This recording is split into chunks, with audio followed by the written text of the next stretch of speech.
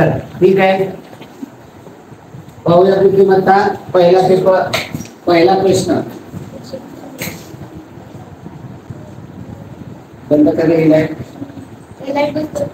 Okay, पहा व्यवस्थित चित्र क्लिअर दिसत आहे का? ओके, चला बुद्धिमत्ता पहिला प्रश्न काय रे? पिंच हे आरशातील याचं हे पाण्यातील दिले, या ठिकाणी हे आरशातील यांचं आरशातील कोणतं वेगळं निघेल? हे पाण्यातील दिलेलं आहे त्या ठिकाणी आरशातील असायला पाहिजे होते. OHIE कोणता वेगळा निघेल? AEIOU हे स्वर आहे. आता ही बुद्धिमत्तेला ते चालेल किंवा गणितामध्ये चालेल, इंग्रजीमध्ये चालेल. तर आपल्याला इथं बुद्धिमत्ता नवोदयचा आहे. तर या ठिकाणी या सममित आहे. उभ्या रेषेने याचे दोन भाग सारखे होतात, उभ्या रेषेने दोन भाग सारखे होतात, याचे दोन भाग सारखे होतात, त्याचे उभ्या रेषेने दोन भाग सारखे होत नाही. किंवा दुसरं पाहिलं, आपलं जे महत्वाचं आहे ते आरशातलं खाली आरशातील प्रतिबिंब, पाण्यातलं प्रतिबिंब. आरशातलं पाहिलं ओच येणार आहे, एच येणार आहे, आय येणार आहे, ईच मात्र वेगळं येणार. पाण्यामध्ये पाहिलं सर्वांचं सारखंच येणार, पाण्यामध्ये कोणाचं बदलत नाही. आरशाच्या याच्यानुसार पाहिलं तर पर्याय क्रमांक 4. ओके, चला सममित देखील लक्ष असलं पाहिजे, लक्षात ठेवा. म्हणून पहिल्यांदा मी तुम्हाला सममितची माहिती सांगितली. सममित नसतं, परंतु एखादा प्रश्न सममितने देखील आपल्याला तो करता आला पाहिजे. चला पुढील प्रश्न पहा. त्या ठिकाणी जर पाहिलं त्रिकोणाचे दोन भाग केले, चौकोनाचे दोन भाग केले, ते चौकोनाचे दोन भाग केले, वर्तुळाचे दोन भाग केले. आता या ठिकाणी काय करता येईल, काय विचार करता येईल? का वेगळा काढला पर्याय क्रमांक 4? याच्यामध्ये जे चिन्ह आहे या आहे स्टार, नंतर चौकोन, स्टार चौकोन, स्टार चौकोन, स्टार चौकोन पाहिजे. इथं काय लिहिलंय? स्टार आहे का? तो नाही, स्टार नाही. ही चिन्ह बारकाईला बघून दोन भाग सर्वत्र केलेले आहेत. दोन भागावरून कोणतेही निघत नाही, सारखे भाग आहेत. उत्तर येईल पर्याय क्रमांक 4. चला पुढे.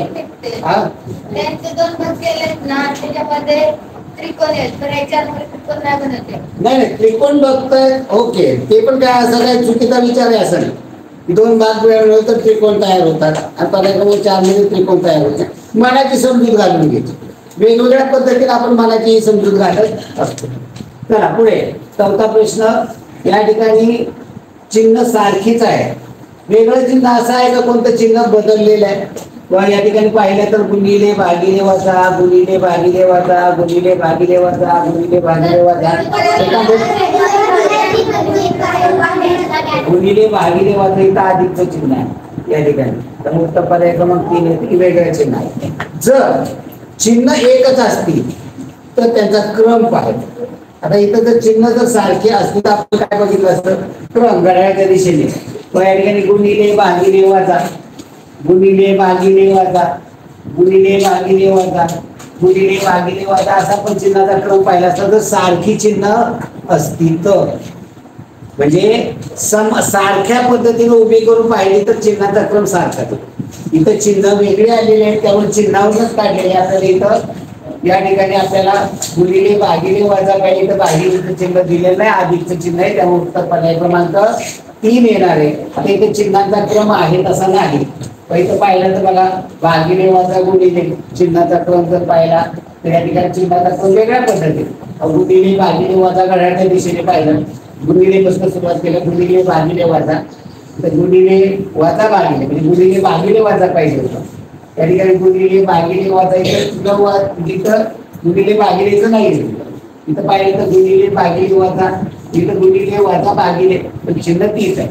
वेगळं चिन्ह आले म्हणून पर्याय क्रमांक 3 वेगळं काढलेले. त्यामध्ये चिन्ह भागिलेचं दिलेलं नाही तर अधिकचे, आणि ते दिसायला सारखे दिसतात. अधिकचं चिन्ह आणि भागिले चिन्ह, मुलांची नजर किती बारीक आहे ते या ठिकाणी समजून घेतलं जातं. चला पुढील प्रश्न पहा. आकृत्या दिलेल्या आहे आणि या उत्तर आकृत्यामध्ये प्रश्न आकृतीशी समान म्हणजे तंतोतंत जुळणारी आकृती. आतला त्रिकोण रंगवलेला त्याच्यावर चौथा पर्याय करतोय. बाहेरचे हे दोन त्रिकोण रंगवलेले त्याच्यावरून तिसरा पर्याय करतोय. राहिला पहिला दुसरा काय फरक आहे याच्यामध्ये? रंगवलेला हा भाग, आतली चिन्ह सारखे रंगवलेला हा त्रिकोण पहा, हा त्रिकोण पहा. आपल्याला कशा पद्धतीनं पाहिजे तर उत्तर येणारे पर्याय क्रमांक 2. चला ओके गुड. तर आपण 6वा प्रश्न घ्या. प्रत्येक प्रश्न आपल्याला महत्वाचा आहे. आता या ठिकाणी पहा की आडव्या रेषेमध्ये दोन टिंब रंगवलेले, आडवे दोन टिंब आहे. इथं आहे का आडवे? नाही, 10 पर्याय करतो. ओके, आता इथं दोन टिंब आहेत, इथे दोन टिंब आहेत. आता रंगवलेला भाग पहा, रंगवलेला भाग क्रॉस मध्ये, रंगवलेले क्रॉस मध्ये दोन त्रिकोण पाहिजे. इथे दोन आहेत का? म्हणजे हा पर्याय करतो. म्हणजे पहिला दुसरा कट झाला, राहिला तिसरा चौथा. फरक काय आहे? ज्या पद्धतीने रंगवलेले पाहिजे ते या ठिकाणी आहे, इथे नाही. त्यामुळे उत्तर हे कट होईल. उत्तर येणारे पर्याय क्रमांक 4. चला पुढील प्रश्नाकडे. प्रश्न क्रमांक 6. 7वा प्रश्न त्या ठिकाणी पहा, आकृती दिलेली सेम टू सेम आहे का? आता सेम टू सेम पाहिली तर या ठिकाणी सेम टू सेम या ठिकाणी आहे. या ठिकाणी सरळ रेष पाहिजे म्हणजे ही नाहीये, या ठिकाणी इथं मागे टिंब दिलाय काय ते नाही, जे चालेल काही नाही. म्हणजे सेम टू सेम पाहतोय आपण. मी तर टिंब नाहीये म्हणून हा पर्याय कट होईल. हा पर्याय कट केला. आता बाकीचं बघायचं आपल्याला. या ठिकाणी बारकाईनं बघणं गरजेचं आहे. आता इथं टिंब, इथं बाण, ते बाण आहे, इथं आडवी रेषा. टिंब कुठं पाहिजे होता? तिरक्या रेषेला टिंब आहे का इथे? नाही, म्हणजे हा पर्याय कट होईल. पहिला दुसरा आणि तिसरा. त्यामध्ये ही रेष कशी पाहिजे होती? बाणाची रेष सरळ पाहिजे.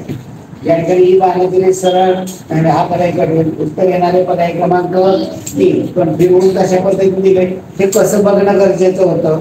हे बघताना या ठिकाणी पहा, जेव्हा तुम्हाला सारखी आकृती करायची न फिरवता जागेवरच ती सारखी आकृती करायची असेल तर ती कशी केली जाते?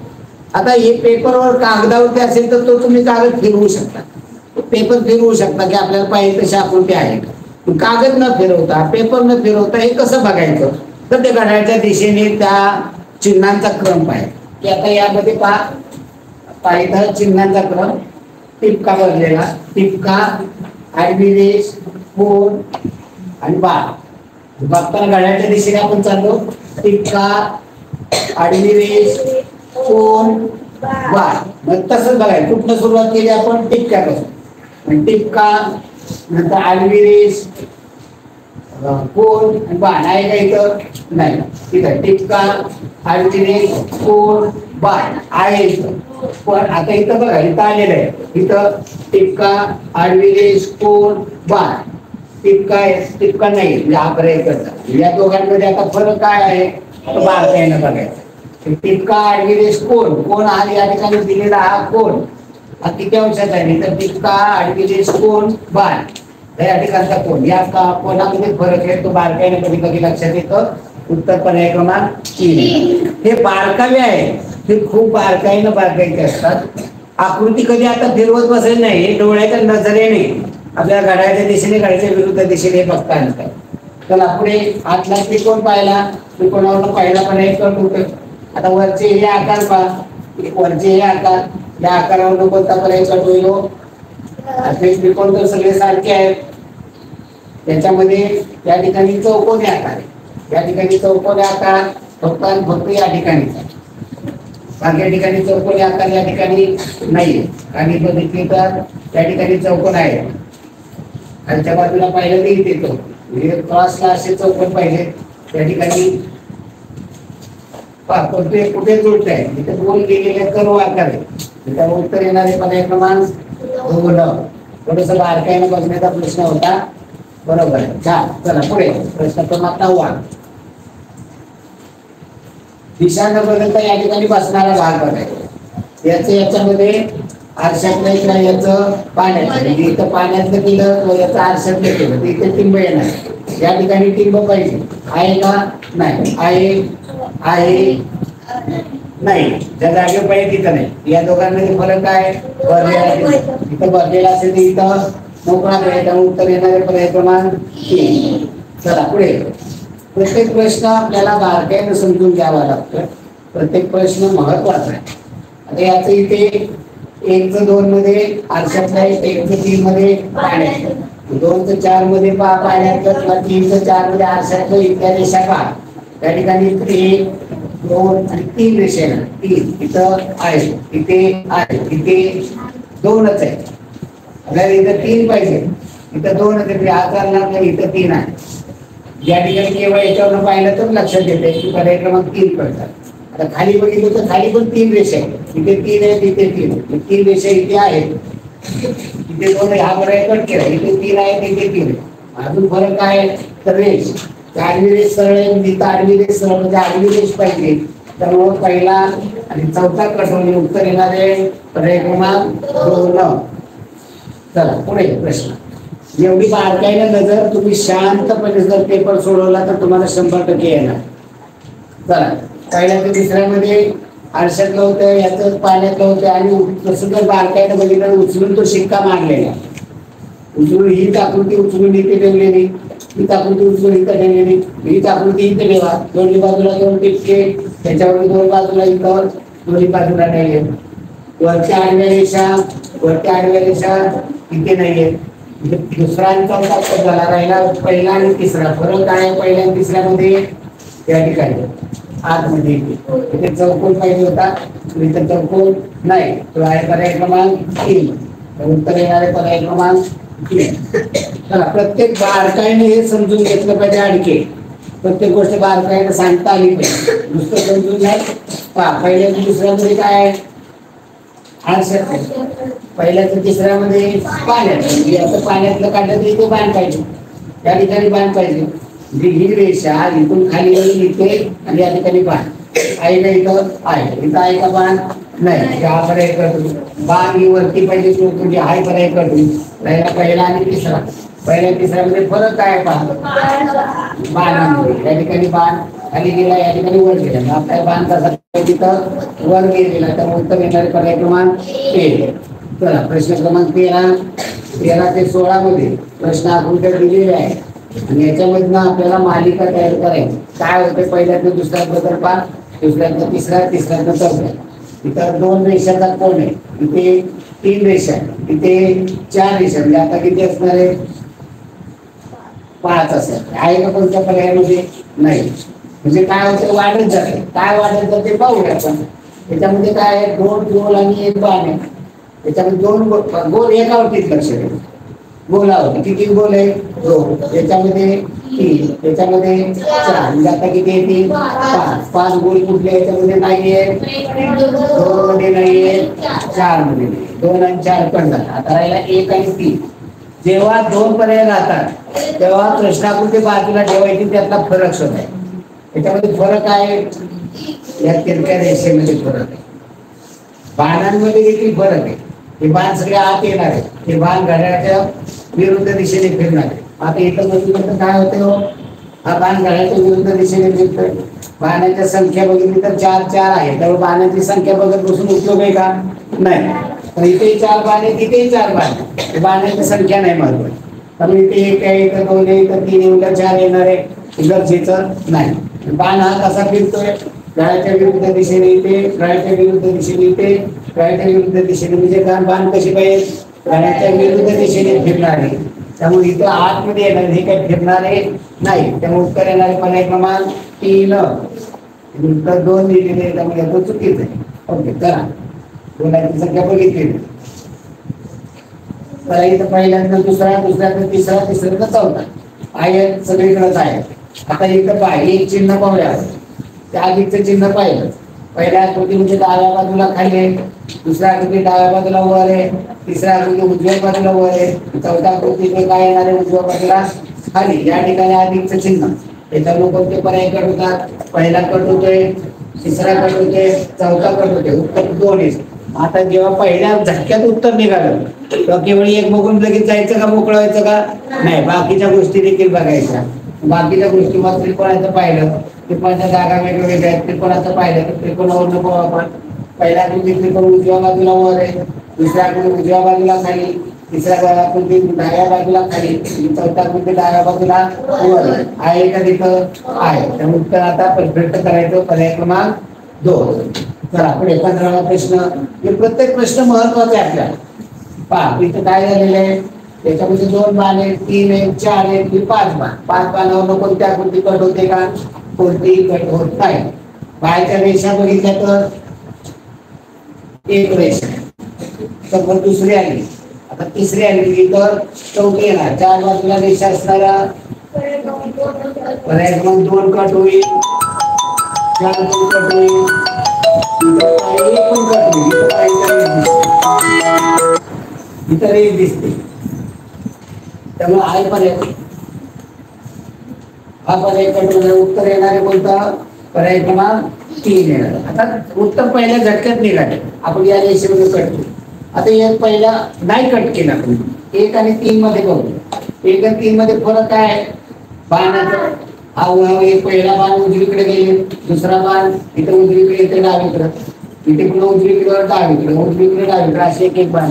इथं तसं नाही. मग आपण बघूया पहिला बाण कुठे आहे? डावीकडं, पुन्हा उजवीकडे. आता काय झालं, याच्यामध्ये वरती एक बाण आला, वरती बाण आलाय का खाली आलाय ते पण समजून घ्या. काय असं खाली सारलं, इथं जुळते, उजवीकडे आलं एक बाण, पुन्हा इथं खाली सोडलं, खाली सरकवलं, डावीकडे एक बाण दिला. आता उजवीकडे बांधायला लागेल, उजवीकडं डावीकडं, उजवीकडं डावीकडं, उजवीकडं. पर्याय क्रमांक 3 मध्ये आहे. चला पुढील प्रश्न 16. प्रत्येक प्रश्न आपल्याला एवढा महत्वाचा आहे, प्रत्येक प्रश्न समजून घेणं. काय याच्यामध्ये पहिल्या तर काय 4 आहे, सगळीकडे 4 आहे. आता रंगवलेले याच्यामध्ये रंगवलेले पाहू शकतो, तसं बघितलं यात रंगवलेले एकच आहे, यात रंगवलेले 2 आहे, यात रंगवलेले 3 आहे, रंगवलेले किती असणार? 4. त्याच्यावर पहिला पर्याय कट होईल, तिसरा कट, पहिला दुसरा चौथा. काय बदल याच्यात? चिन्हांच्या जागा चिन्ह वेगवेगळे. मग एकच चिन्ह पाहिजे, सगळी चिन्ह पाहिजे नाही, एकच चिन्ह. गोल पाहिजे, पहिल्यांदा गोल आहे मग गोल पाहिजे.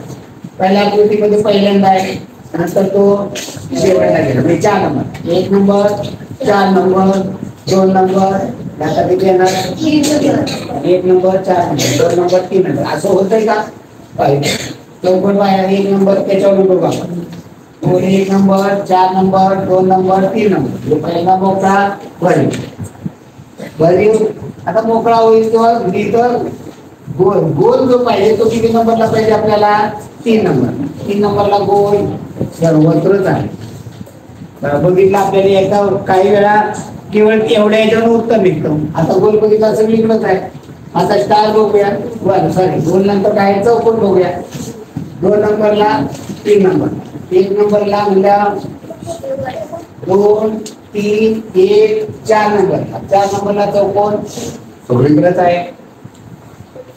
पुन्हा पुढला स्टार बघितला, 3 नंबर, 1 नंबर, 4 नंबर, 2 नंबर, 2 नंबरला स्टार, त्याच्यावर तिसरा आणि चौथा कट होतो.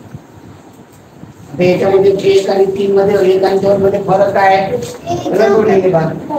रंगवलेली तर 3 आहे, तिथे 4 आहे, आपल्याला 4 पाहिजे. दुसरा आकार दिला त्रिकोणाची जागा, त्रिकोणी तर पहिल्यांदा एकच पहिल्यांदा त्रिकोणावर काय वेगळं निघणार नाही. ते इथं रंगवलेली 3 भाग आहे, तिथे 4 भाग आहेत. आपल्याला इथे 1 आहे, इथं 2 3 आहे, म्हणजे 4 भाग. त्यामुळे उत्तर येणारे पर्याय क्रमांक 2. उत्तर 1 4 मध्ये त्यामुळे चुकीचं दिले, उत्तर 2 दिले. पाहायचं काय बघ. तर पुढे प्रश्न क्रमांक 17. गट दिलेला आकृत्यांचा आणि त्याच्यामध्ये पहिल्याचा दुसऱ्या संबंध पहा, तसा तिसऱ्याचा चौथ्या. पहिल्याचा दुसऱ्याशी पाहिल्याचं काय होईल रे पहा, याच हे काय होईल. आता इथे यासाठी व्यवस्थित दिसत नाही. याचा आरशातलं पाहिलं त्याचं पाण्यातलं, इथं पाणी वेगळे, हे उभे पाणी ते उलटे झाले. ओके, इथं आपण 180 अंश फिरवली म्हणलं तरी पण चालेल. ओके, 180 अंश फिरवली. पाण्यातलं म्हणलं तरी चालेल, आरशातलं म्हणलं की आरशात म्हणलं तरी अशी दाखवत येणार आहे, पाण्यात म्हणलं तरी अशीच येणार आहे. मग आता बाणांच्या जागा जेव्हा इथं उभे बाण होते ते उलटे झाले आणि इथं बाण आहे तो आरशातला येतो. आता तसंच करूया आपण की 2 बाण उलटे झाले पाहिजे. इथं एकाचं कोणतं तर उलट केलं, इथं गुणिले चिन्ह गुणिले मध्ये येणार आहे. का ती होती ती पण त्या अंशात फिरलंय का, ते फिरताना किती 90 अंशात फिरलंय किंवा 180 अंशात फिरलंय असं म्हणू शकतो. पंचेचाळीस हे गुणिले अधिकचं गुणिले झालंय का नाही, मी गुणिले तर अधिक होईल का नाही, कारण पहिला आणि दुसरा पर्याय पहिल्या कळतो, पहिल्या आणि दुसरा पर्याय कळतो, तर इथं गुणिलेचा अधिक झालं म्हणजे 45 फिरलं, 45 फिरलेलं नाही. आता इथं गुणिलेला गुणिले, आता चिन्हांमध्ये इथं बदलतात, त्याच्यात काय फरक आहे पहा बरं. या ठिकाणी दोन्ही बाजूला बाण, इथं दोन्ही बाजूला बाणाच्या मागचा बाण, इथं चारी बाजूला बाणाची मागची बाण. मग आपल्याला कसं पाहिजे इथं बघितलं तर काय चारी बाजूला बाण येते, काय होते दोघांचं बदलणारे दोघांचं राहणार, तर उत्तर येणारे पर्याय क्रमांक 4 3 पर्याय क्रमांक 3 बघा उत्तर येतं पर्याय क्रमांक 3 दिलेले का पर्याय क्रमांक 4 नाही पर्याय क्रमांक 3 याची दुरुस्ती करून घ्या. तर इथं 4 कुठल्याच पद्धतीला बसत नाही, 4 इथे 4 बाण चेंज केलेच नाही, इथं बाण चेंज केले का पहिल्यातल्या दुसऱ्यामध्ये सगळे बाण, इथे जर सगळे बाण चेंज केले असते आपण सगळं चेंज केलं असतं. उत्तर पर्याय क्रमांक 3 पाहिजे, दुरुस्तीला घ्यायला ते तेव्हा. चला पहिल्या दुसऱ्यामध्ये काय आहे, याचे आरशातलं प्रतिबिंब, आरशातलं प्रतिबिंब हे बदललं असं म्हणण्याऐवजी 180 अंशात फिरवली तर 180 अंशात फिरवली तर हा गोल वरती जाणार आहे, फक्त रंगवलेला गोल होता तो मोकळा झाला, मोकळा तो गोल होता तो रंगवलेला. 180 अंशात फिरवली तर काय काय या बाजूला त्रिकोण पुढे जाईल, मागे चौकोन आहे, त्रिकोण पुढे आणि मागे चौकोन, त्रिकोण मोकळा आहे तो भरलेला त्रिकोण आहे, चौकोन भरलेला आहे तो मोकळा आहे. आता इथं चौकोन त्रिकोण पहा कोणते उत्तर, इथं काय झालं त्रिकोण उलटा झालाय, आता इथं उलटा झालाय का सुलटा झालाय कळत, आता इथं जसं आहे तसं सरळ, मी इथं सरळच असायला पाहिजे, त्या उत्तर पर्याय क्रमांक 2 नाही, पर्याय क्रमांक 3 मध्ये उलटा आहे म्हणून हा चुकीचा आहे. रंगवलेला भाग बघितला त्रिकोण मोकळा रंगवलेला त्रिकोण, त्याच्यावरून तिसरा पर्याय कर, बाकीच्या याच्यावरून पाहिलं तर लक्षात. चला पहिल्या दुसऱ्यामध्ये काय बदल झाले, इथं उभी रेषा आडवी रेषा, इथं उभी रेषा आणि आडवी रेषा पहिला पर्याय करतो. आता इथं चिन्हांच्या जागा बदललेत का बदलले, काय झाले स्टारच्या जागेवरती त्रिकोण गेला, त्रिकोणच्या जागेवर स्टार, जागा बदलले इथं क्रॉस मध्ये अधिकच्या जागी षष्टीच्या जागी आहे, इथे क्रॉस मध्ये चिन्ह बदलायचे, अगोदर उभ्या रेषेच्यावर पहिला पर्याय कट केला, आता त्या ठिकाणी पाहिल्या ठिकाणी चिन्हाचा बदल करा, हा टिंब वरती जाईल, हा गोल खाली, टिंबवर आणि खाली सर्व इथं रेष नाहीये मध्ये म्हणून हा पर्याय कट. या दोघांमध्ये फरक काय, मोकळा टिंब आहे भरलेला टिंब, मग इथं काय होतं बाबा भरलेला स्टार आहे तो काय भरलेला स्टार आहे, इथं भरलेला गोल आहे तो भरलेलाच राहणार आहे, तो बदलणार आहे का इथं बदलणार का नाही, इथं बदलले जर इथं झाला असतं स्टारच्या जागेत त्रिकोणच्या जागेत झाल्यावर ती बदललाय का स्टार भरलेला स्टार केला भरलेला त्रिकोण केला असे बदल झालाय का काय नाही, इथे बदल काय होणार नाही. उत्तर येणारे पर्याय क्रमांक 3. चला पुढे प्रश्न क्रमांक 20. प्रत्येक प्रश्न आपल्याला एवढा महत्वाचा आहे समजून घेणं खूप गरजेचं आहे. पाहिलं तसं AMUP, आता इथं बघा AMUP पाहिलं तर इथं त्याचं जर बारकाईनं पाहिलं तर या पीचं एक बी कसले होते, पीचं बी कुठला आहे पाण्यात, एचा हा एक पाण्यात, यूचा या पाण्यात, एमचं पाण्यातलं आहे, आणि इथं घड्याच्या दिशेने पाहिलं तर AMUP, इथं घड्याच्या विरुद्ध दिशेने आलो AMUP, हे घड्याच्या दिशेने हे घड्याच्या विरुद्ध दिशेने, पाण्यातल्या याच्यावर पर्याय काढू पुन्हा नंतर घड्याच्या विरुद्ध दिशेने दोन्ही पण एकचं पाण्यातलं त्याच्यावर कोणता पर्याय कट होईल, एकचं पाण्यातलं ए मध्ये एकचं हे पाण्यातलं नाही. आता ओचं पाण्यातलं सगळीकडे सारखं असतं, एनचं पाण्यातलं त्याच्यावर कोणता पर्याय कळवलं, एनच्या पाण्यामध्ये कसं येईल पहा, खालनं वर गेली वरून खाली इकडं अशा पद्धतीनं या पद्धतीचा पाहिजे, त्याच्यावरनं दोन्ही एन तिन्हीकडे एन सारखे नाही हा झेड एन या ठिकाणी बघितला तर सगळीकडे सारखा आहे, झेड बघितला झेडचं पाण्यातलं बघितलं झेडचं तर या ठिकाणी या पद्धतीने अशा पद्धतीनं पाहिजे झेड, तो झेड इथे दिले नाही, हा पर्याय राहिला 2 आणि 4. हा पूर्ण आपण एवढंच केला होता कट. पाण्यात असंच येणार आहे नाही ना. जागा बदललेली, जागा बदलले मग हे काय जागेवरतीच आहे का? एच कुठं आले खाली येले, पीचं वर गेलंय. इथं देखील एफचं खाली येणार आहे, इथं वर आहे म्हणून एफ कट केला. ओके बरोबर, काय अर्थ आहे? आता 3 आणि 4 मध्ये आपण कोणता पर्याय कट केला? झेड पाहिलं, झेडचं खाली आहे ते वरती पाहिजे, त्यामुळं तिसरा कट. उत्तर येणारा पर्याय क्रमांक 4. चला पुढे प्रश्न क्रमांक 21. काही प्रश्न खरोखर विचार करायला लावणारे असतात. आता 5वीचा मुलगा या पद्धतीने पाहिला तर त्या अवघड. आता या ठिकाणी सेम टू सेम आकृती पाहिजे, सेम बसणारा भाग. या ठिकाणचा तिरकी रेष, उभी रेष, तिरकी तिरकी तिरकी. म्हणजे इथं एक उभी रेष या ठिकाणी जर पाहिलं सेम टू सेम बसणाऱ्यामध्ये, इथे पहा जुळतंय का? तिरकी रेष, उभी, तिरकी तिरकी जुळतंय हे या ठिकाणी. मग त्याच्यामध्ये रेष दिलेली चालेल काही रेष, त्यामुळे तो पर्याय कट करावा लागतोय. आता तिसरा पर्याय याच्यामध्ये बसेल का? आकार या ठिकाणचा आकार डब्ल्यू सारखा आहे. डब्ल्यू सारखा आकार आहे का याचा? डब्ल्यू सारखा जो आकार आहे तो जर बारकाईने बघितला तर आकार फिरवून जर जुळवला जुळते. फक्त हा डब्ल्यूचा आकार जेवढा खोल आहे तेवढा हा खोल नाही. एवढी जी रुंदी आहे इथे बघितली तर ही जास्त आहे, मग हा पर्याय कट होईल. हा तर बसत नाही. राहिला कोणता? पर्याय क्रमांक 1, तो फिरवून बसवावा लागतो. फिरवून बसवला तर उत्तर येणार आहे किंवा त्या उत्तर पर्याय क्रमांक 1 आहे. बघा किती अवघड प्रश्न होता. हा का बरं होते? काय दिसते का रे तुम्हाला क्लिअर? कुणाला चालू आहे रे? आहे का? दिसते का रे व्यवस्थित क्लिअर? दिसते क्लिअर. तुझ्यामध्ये काय झालंय बघ? पुन्हा जॉईन हो, बाहेर पडणं लिंक वरनं पुन्हा जॉईन.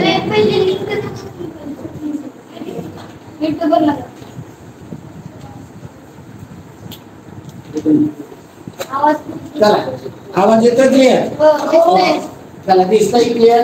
आणि जर काय दिसताना काय अडचणी आल्या तर तो आपल्या वायफायचा असू शकतो किंवा आपल्या मोबाईलच्या रेंजचा प्रॉब्लेम असू शकतो.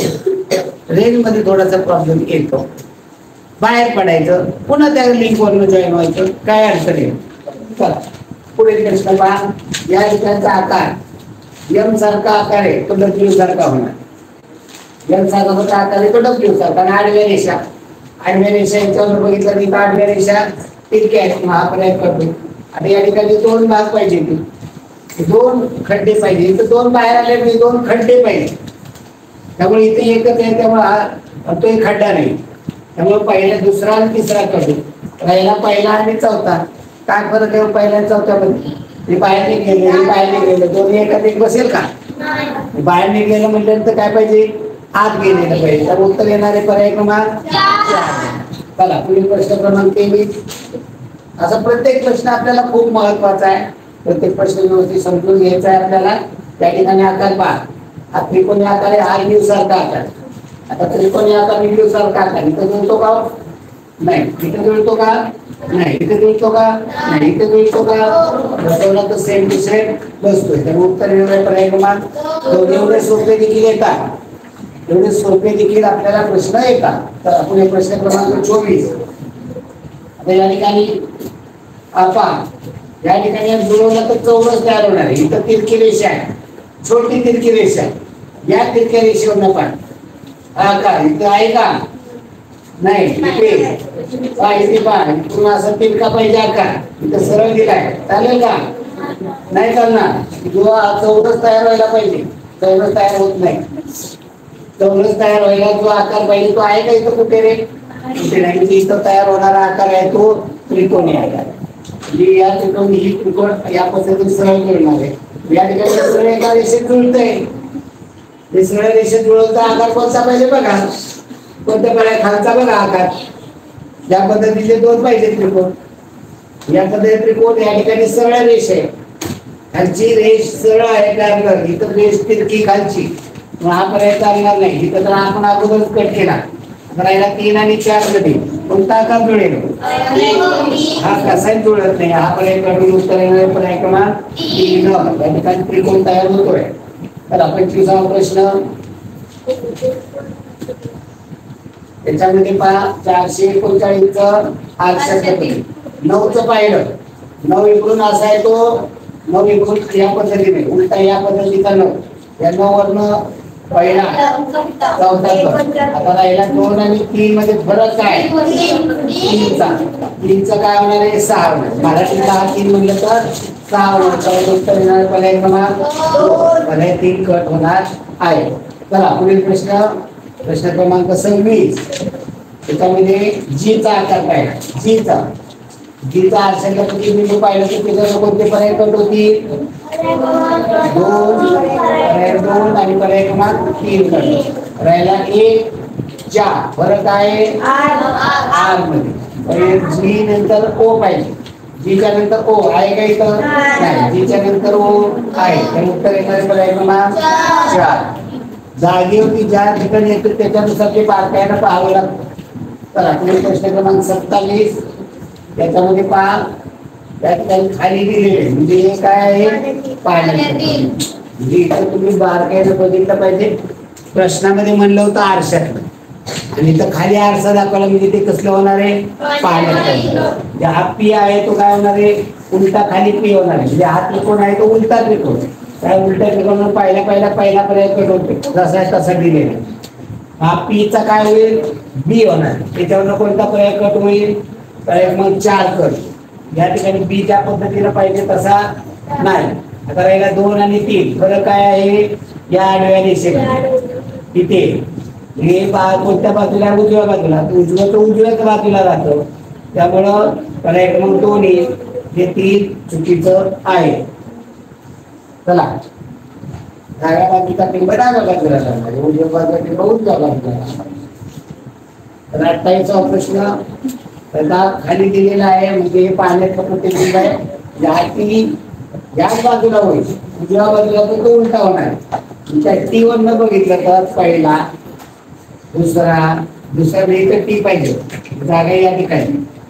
चौथा कट होणार आहे. त्याला उत्तर येणारे पर्याय क्रमांक 2 ही तिरकी रेषा आहे त्याच्या पाण्यामध्ये या पद्धतीनं तिरकी होणार. त्यामुळे पर्याय क्रमांक 3 येणार आहे. तिरक्या रेषेचं महत्वाचं पाण्याचं संतुलन घेताना कशा पद्धतीने बदलतात ते घडी घालून छिद्र पाडलेला कागद आहे. खालून वर घडी घातली इकडून घडी घातली त्रिकोण केला. हा त्रिकोण कोणत्या पर्यायामध्ये आहे? 1 आणि 2 मध्ये म्हणजे 3 आणि 4 कट होईल. हा इकडे उघडला याचा या त्रिकोणाचा इथं दोन्हीकडे सारखा आहे. हा त्रिकोण खाली उघडला तर पाण्याचा म्हणजे त्रिकोण कसे होणार आहे? उलटे होणार आहे. त्यामुळे उत्तर येणार पर्याय क्रमांक 2. चला पुढील प्रश्न प्रश्न क्रमांक 30. प्रत्येक प्रश्न आपल्याला महत्वाचा आहे. तो प्रत्येक प्रश्न समजून घ्या. पाहिजे 3 तुकडे आहेत जे बघा 3 भाग केले काम. पहिले इकडून घडी घातली पुन्हा ही घडी इकडे घातली म्हणजे पहा घडी याची इथं आहे याची पुन्हा इथे आहे. म्हणजे आता इथं कापलेलं आहे. आता इथं खाल्लं वरती घडी केलेली दाखवली नाही पण ती घडी दाखवायला हवी होती.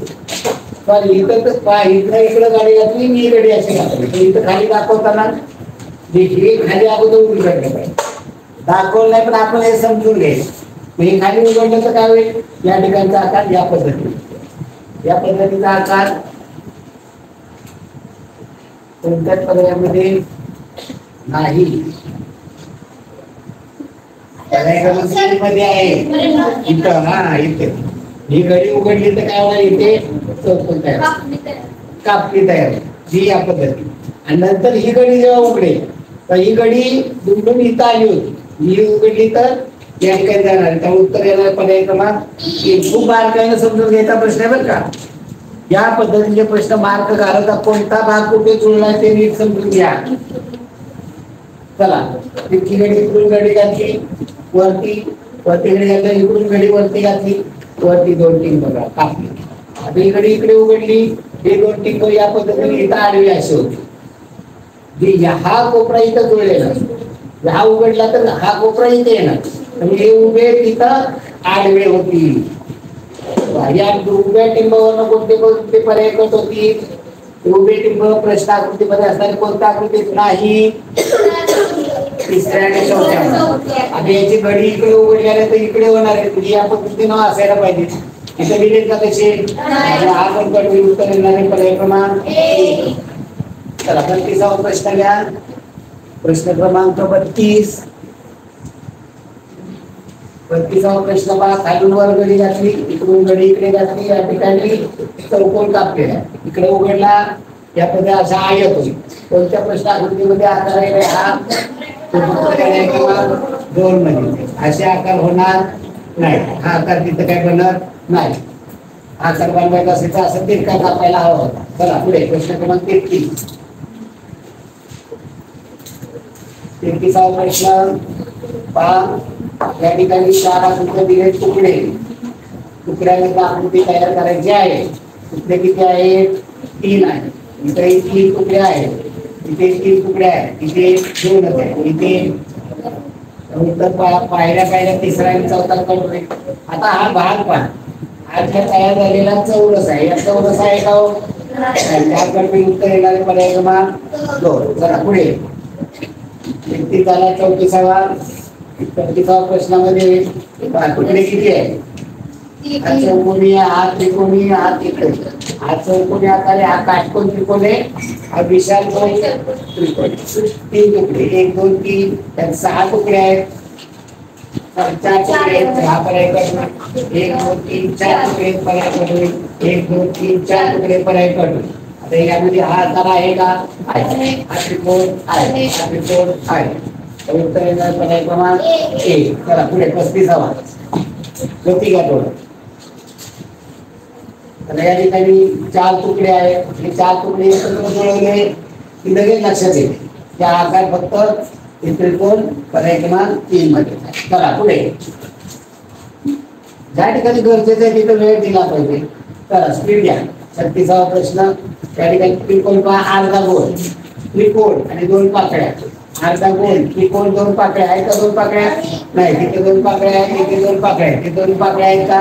नाही. चौथा गट, दुसरा पहिला गट. आता या दोघांमधला फरक पहा. त्रिकोण ज्या पद्धतीने त्रिकोण पाहिजे तो इथं आहे, इथं आहे का? नाही. तर हा पर्याय क्रमांक उत्तर येणारे पर्याय क्रमांक 2. चला 37वा प्रश्न. 37वा प्रश्न. याच्यामध्ये पहा लपलेली या पद्धतीचा त्रिकोण पाहिजे आपल्याला. या पद्धतीने त्रिकोण फक्त आणि फक्त पर्याय क्रमांक 3 मध्ये लपलेला आहे. या पद्धतीचा आकार दुसरीकडे कुठे इतर कर्वरेषा आहे, पण कुठे कर्वरेषा नाहीये. आडवी तिरकी, उभी आडवी तिरकी या पद्धतीचा आकार पाहिजे. आडवी रेष ओके. आडवीला तिरकी आहे का? कुठं आडव्याला तिरकी? आडव्याला कुठं तिरकी नाही. इथं आडवी पहा. आडवी तिरकी, उभी, आडवी, तिरकी ते जुळते. इथे पहा बरं. आडव्या रेषेला अशी तिरकी कुठेच नाही. इथे पहा. इथं आडव्याला तिरकी, उभी, आडवी, त्याला तिरकी इकडं नाही. उत्तर येणार पर्याय क्रमांक 2. चला उभी तिरकी, व्ही सारखा आकार, उभी आडवी. पहा इथं उभी रेष. या ठिकाणी उभी रेषेला तिरकी आहे का? कुठं उभ्या रेषेला नाही. उभी रेष तिरकी, व्ही सारखा, उभी रेष, आडवी रेष जुळतोय. त्या पद्धतीने आकार उभी रेषेला उभी रेष, व्ही सारखा आकार, त्याला उभी आडवी नाही. इथं पहा उभी रेष, इथं उभी रेष आहे, त्याला व्ही सारखा आकार बनत. इथं जुळवला तर पुढे जुळत नाही. एवढा मोठा नाहीये. दोन्ही काढलं गेलेली व्ही सारखा असा पाहिजे. उत्तर चला पुढे या पद्धतीचा चौकोन पाहायचा आहे. तिरकी रेष, उभी रेष, आडवी रेष, तिरकी. इथं कुठं तो आकार नाही. उभी तिरकी रेष. इथं तिरकी रेष आहे, उभी त्याला आहे का? नाही. इथे पहा इथं तिरकी रेष आहे, कुठं तिकडे तिरकी रेष. अशी पद्धतीने पाहिजे. त्याला उभी रेष, आडवी रेष, त्याला अशी तिरकी रेष नाही.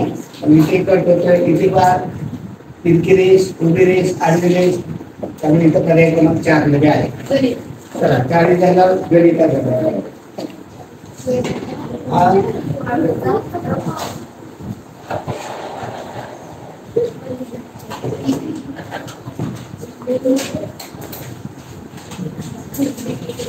त्यात द्यायचं. चला पहिला प्रश्न पहा काय काय सवाल सरळ घ्या. खालचा आपल्या सरांच्या टॅबन त्या अगोदर आणून ठेवायचा आहे शरीर नाही तर गणित सांगले. हा 75,75,750 भागिले 15 चिन्ह नाही का कुठं कुठंच नाहीये. ओके आपण उभ्या मांडणीमध्ये करून घेऊया. 75 शून्य भागिले 15 15 7 घेतले उचलून 7 नाही भागाने शून्याचा 7 शून्य गेले 6 7 घेतले 5 75 पंचवीस 75 5 जेवढ्या अंकी संख्येला बाजू तेवढ्या अंकीत उत्तर आलं पाहिजे. वाचन कमी होईल उत्तर मात्र तेवढ्या अंकीत आलं पाहिजे. 75 मधनं 75 गेले शून्य राहिले म्हणून तुम्ही घेतले 7 15 7 नाही 7 पेक्षा लहान शून्य भागला गेले शून्याचा आणि 7 मध्ये शून्य गेले 7 7 घेतले 5 75 पंधरी 5 75 75 मध्ये 75 गेले शून्य राहिले पुढे तुम्ही घेतले 7 15 7 नाही भागला गेले शून्याचा आणि 7 मध्ये शून्य गेले 7 राहिले 7 5 घेतले 75 पंधरी 5 75 75 मधनं 75 गेले शून्य पुढे अजून शून्य राहिलाय हा शून्य उतरून घेतला भाग लागेल शून्याचा खाली शून्यात शून्य गेले शून्य उत्तर येणार आहे हे 6 अंकी पहा इथं 7 अंकी संख्येला लागलं उत्तर इथे 7 अंकी आलं. वाचताना हे वाचलं जात नाही हे 50 50 50 म्हणजे काय आलं उत्तर 5,05,050 पर्याय क्रमांक 5 किती नंबर आहे ते. चला पुढे 19 ते 92 पर्यंत एकूण किती नैसर्गिक संख्या आहे 42. हा प्रश्न 19 ते 92 म्हणजे किती नैसर्गिक संख्या कुठलं चालू होतात 1 पासून 92 पर्यंत किती आहे तरी संख्या हे 92 मधनं 19 गेले असं करायचं नाही. मुलांचा गोंधळ होतो 92 मधनं 19 करतात उत्तर लिहून टाकतात पर्यायामध्ये 12 9 गेले 3 राहिले 9 2 गेले 7 73 पर्यायामध्ये दिलेले असते. पहिला पर्याय असतो लिहून टाकतात 2 मार्क. हे सोडवायचं गणित कसं हे गणित कुठल्या कुठल्या पद्धतीने येतं पेपर घेतला आणि या तारखेपर्यंत त्या तारखेपर्यंत बिल किती झालं दूध घेतलं त्याचं बिल किती झालं तशा पद्धती इथं 1 पासून 92 पर्यंत किती संख्या आहे नैसर्गिक संख्या सगळ्यात पहिला लहान 1 आहे 1 पासून 92 पर्यंत किती संख्या होतात 92 यात नाही आहेत कोणत्या 1 पासून कुठपर्यंत नाही आहेत 1 पासून 1 पर्यंत नाही आहेत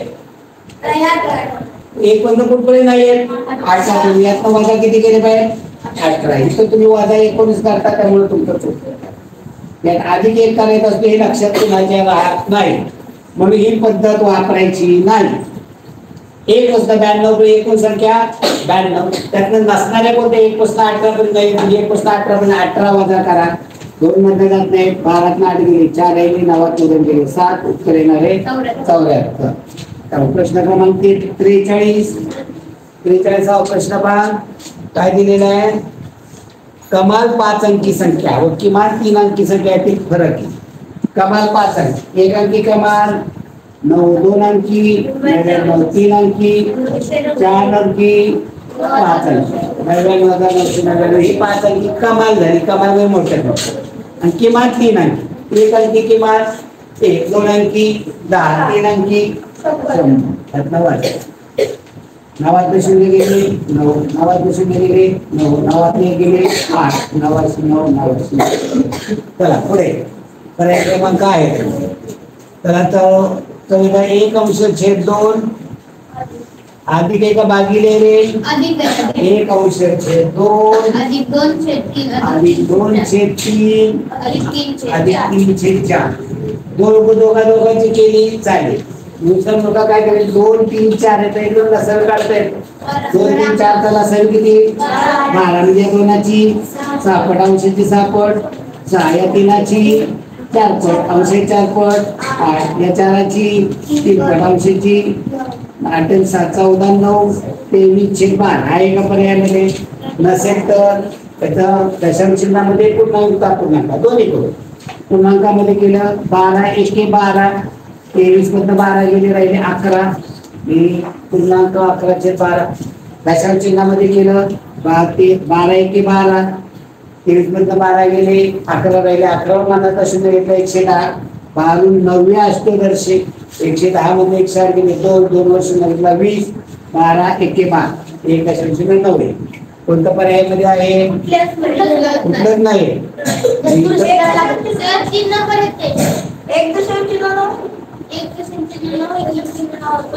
कितवा नंबरचा प्रश्न पडला?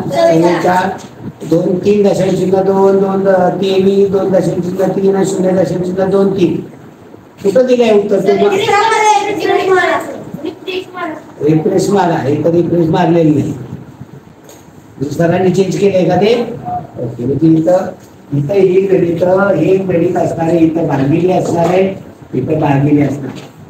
तर आपण भागिले करून इथं काय चेंजेस होत आहे, काय उत्तर येत आहे बघू आपण ते. भागिले म्हणजे उलटून गुणिले करूया. 1/2 भागिले म्हणजे उलटून गुणिले 3/2, 3 म्हणजे उलटून गुणिले 4/3. कोण वाईट? 1 बे 2 4 3 1 3 3 1 3 अंशांशाचा केला 1 बे 2 1 बे आहे का याच्यामध्ये? नाही. उत्तर 1 आहे. उत्तर 1 आहे. कुठल्या पर्यायामध्ये? नाही. त्यामुळे तिथे चुकतोय. इथं नीट बारकाईनं पाहू आपण, पाहूया त्याच्यामध्ये काय आहे ते. कुठेतरी चूक झालेली असणार. 1/2 अधिक 2/3. इथं अधिक असेल, इथं भागिले असेल तर इथे बरोबर आपण इथं अधिक भागिले करू. अंदर भागिले उलटून गुणिले होईल. 1/2 अधिक 2/3 गुणिले 4/3. इथं केलं तर ते करून जात नाही तिथे. ओके. गुणाकार केला 8/9 आणि 1/2. बेरीज केली तर 9 × 18 9 पट होईल 9, याची दुप्पट होईल 16. 16 9 25 18. ते पण पर्यायामध्ये नाही. मूळ याच्यामध्ये काय कुठे चुकलेलं आहे ते दुरुस्ती करूया. चला 45. हा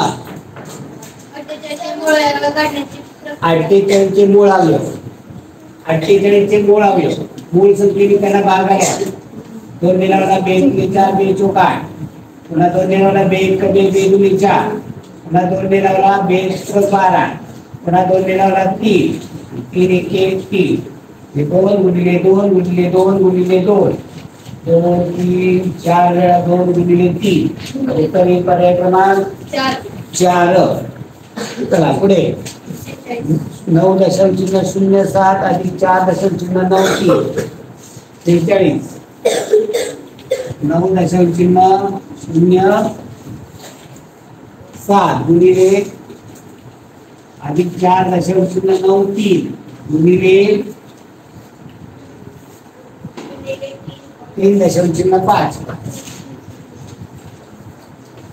आता हे पहा, इथं पहिल्यांदा गुणाकार करावा. गुणाकार केल्यानंतर बेरीज करावी लागेल. उत्तर पूर्णांकामध्ये करतो. पूर्णांकामध्ये आहे आपण पटकन म्हणू की आपण ही पूर्णांकामध्ये केली 9 होईल, ही पूर्णांकात केली 5 होईल, ही पूर्णांकात केली 4 होईल. 4 पंचे 20, 20 9 29. काय झाले पर्यायामध्ये आहे. म्हणजे एवढं उत्तर लगेच पटकन येतं. पण आपल्याला इथं जाणारेच मार्ग कोणाचे? आपले. तर इथं जर दुसरं उत्तर घेतलं हे 29च्या जवळ येणार आहे. 28 29 30 31च्या जवळ. बाकीचे पर्याय बघितले तर काय 9 20 56. एवढा मोठा फरक येणार आहे का? जवळच येतं. इथं थोडं समजे हे पूर्णांकात करून घेतले तर 9 होईल. हे पूर्णांकात करून घेतले तर हे दशांश चिन्हात 2 घर आहे. इथं 50 पेक्षा मोठं आहे म्हणजे हे पुढं 4 चे 5 होईल. दशांश चिन्हात 2 घर आहे. 50 पेक्षा लहान आहे म्हणून आहे तेच आहे. हे 50 पेक्षा मोठे आहे म्हणजे हे 3 चे काय होतील 4. 4 पंचे 20, 20 अधिक 9 19. पण ही पद्धत आपण वापरायची नाही. अजिबात वापरायची. इथं आपल्याला गुणाकार अगोदर करायचा आहे दशांश चिन्हामधला. काय अडचण आहे? 4 दशांश चिन्ह 9 3 गुणिले 3 दशांश चिन्ह 5 5. नाही समजा दशांश चिन्ह नाही समजून गुणाकार करा. 5 × 15 5 अक्षरे 5 × 45 146 अक्षरे 4 5 20 आणि 4 24. या 5 ने गुणायचंय 5 ने गुणलं 2465. पुन्हा या 5 ने गुणलं 2465 देणार आहे. डोकं असलं तर मग हेच लगेच आता याने गुणायचे शतकाने 2 झालं 2 शून्य दिली इथे 1 शून्य देऊन आहे ते गेलं तरी 2465 1 शून्य देऊन.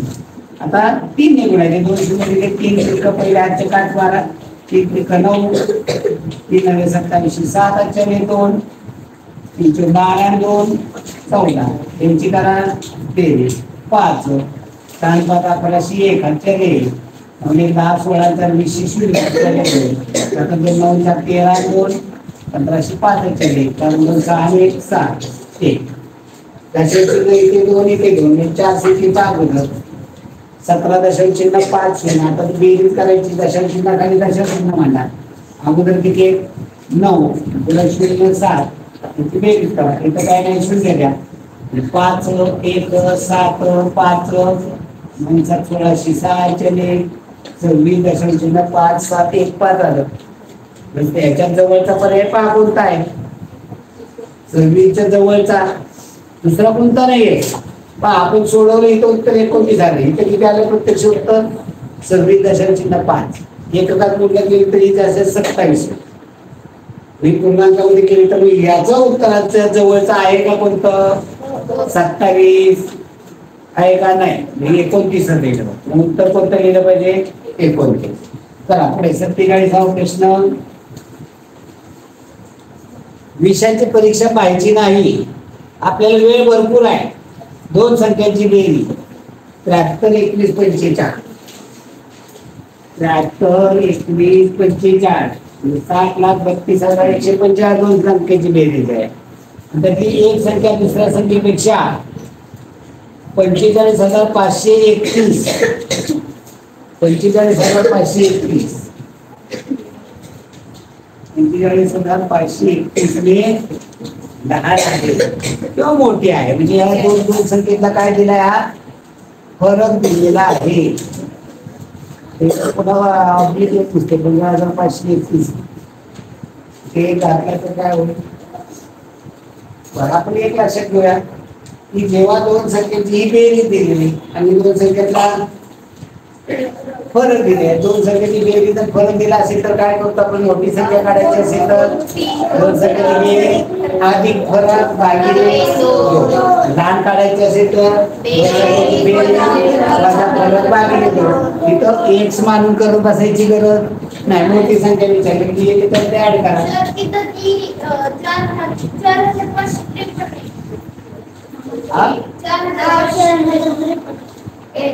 ओके 4,553 4,553 फरक त्याच्यामध्ये मिळवा. मोठी संख्या काढायची म्हणून बेरीज अधिक फरक भागिले 2. 7 5 3 8 5 4 9 5 1 6 4 2 6 3 7. 2 संख्येची बेरीज अधिक फरक भागिले 2 करा. याला भागिले 2 केलं तर 2 त्रिक 6 7 6 गेले 1 1 3 घेतले 13 2 7 12 हे बाकी राहिले 1 1 वर 6 घेतले 16 2 8 16 6 घेतले 2 त्रिक 6 9 घेतले 2 चोक 8 1 राहिले बाकी 1 8 18 2 9 18 ही मोठी संख्या. जर लहान काढायची असते लहान संख्या काढायची असती तर ही याच्यामधनं हा फरक 4,553 वजा केला असता. 5 3 गेले 2 4 1 मला करता येईल 14 5 गेले 9 11 6 गेले 5 राहिले 12 5 गेले 7 राहिले 3 गेले 2 27 7. याला भागिले 2 केली असती तर लहान संख्या आली असती. ते त्रिकस हा 1 राहिले बाकी 1 2 12 2 12 त्रिकस हा 1 राहिली 15 झाले 2 7 14 1 राहिला 1 19 19 92 18 एक राहिला बेस 12. याच्यामधला फरक बघितला तर येतो का पहा चेक करा. हे या दोन्ही पद्धतीने आपल्याला सोडवता आलं पाहिजे. खिलारी सरळ बस. ओके म्हणजे हे आता इथं एक मानून करत बसायचं नाही. चला पुढे प्रश्न पहा. प्रश्न क्रमांक 48.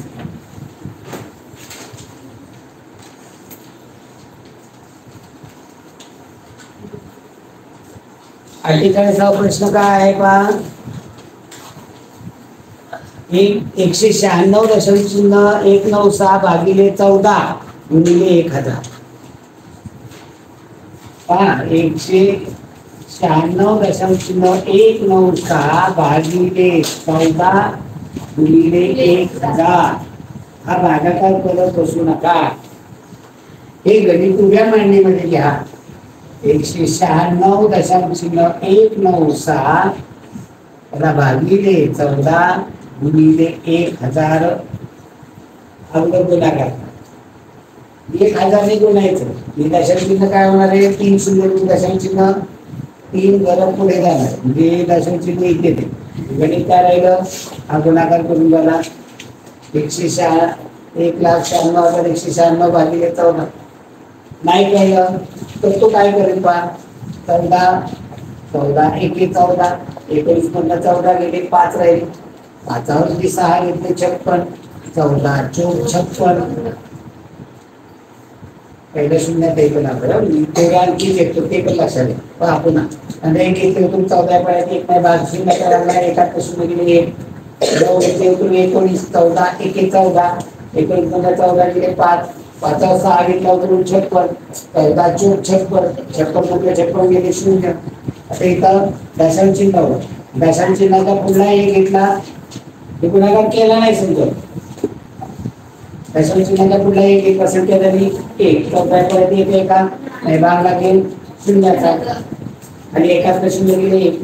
9 घेतले उतरून 19. 14 एके 14 19 मधला 14 गेले 5. 5वर 6 घेतले 19 14 चौक 56. इथं 14.014 गुणिले 1000 करत बसायचं नाही. 1 2 3 शून्य 1 2 3 शून्य 1 चा पाडा 14,014 गुणिले 14,014 एके 14,014 जी आहे ही संख्या मांडा. दशांश चिन्ह 3 संख्येच्या अगोदर. इथं दशांश चिन्ह आपण हे घेतलं होतं ते काढून टाकलं. उत्तर येणार 14,014. जे दोन्ही पद्धतीने आपल्याला सोडवता आलं पाहिजे. तर 49वा प्रश्न. प्रश्न क्रमांक 49. 4 16 36 या रचनेतील पुढील 3 अंक 4 16 36 कसल्या संख्या कशाचा या वर्ग 4चा वर्ग 6चा वर्ग म्हणजे इथं 2चा वर्ग आहे 4चा वर्ग आहे 6चा वर्ग दिला आता 8चा वर्ग 10चा वर्ग 12चा वर्ग 8चा वर्ग 64 10चा वर्ग 100 12चा वर्ग 144 म्हणजे 64 100 144 कोणता पर्याय पर्याय क्रमांक 3. तर आगगाडीचा वेग दर सेकंदाला 25 मीटर तर ताशी वेग पहा. दर सेकंदाला म्हणजे एका सेकंदाला 25 मीटर तर ताशी वेग पाहिजे. ताशीला म्हणजे 1 तास म्हणजे 3600 सेकंदाला एक्स आणि काय लेखमान पद्धती एक्स बरोबर 3600 गुणिले 25 भागिले 1 भागिले काय 2 शून्य मांडून टाका. 25 शून्याचे 15 25 75 15 90,000 मीटर झाली. त्या मीटरचे काय करावे लागतील किलोमीटर. याला मीटर शेवटचं जर मीटर ते डेका हेक्टो किलो किलोच्या नंतर दशांश चिन्ह उत्तर काय 90 किलोमीटर. आता दुसरी काय आपल्याला इथं वेग काढायचा आहे. वेग बरोबर काय सूत्र आहे अंतर भागिले वेळ. अंतर भागिले वेळ इथं अंतर किती दिलेलं आहे 25 मीटर. वेळ किती दिला आहे 1 सेकंद. इथं काय करायचं 18/5.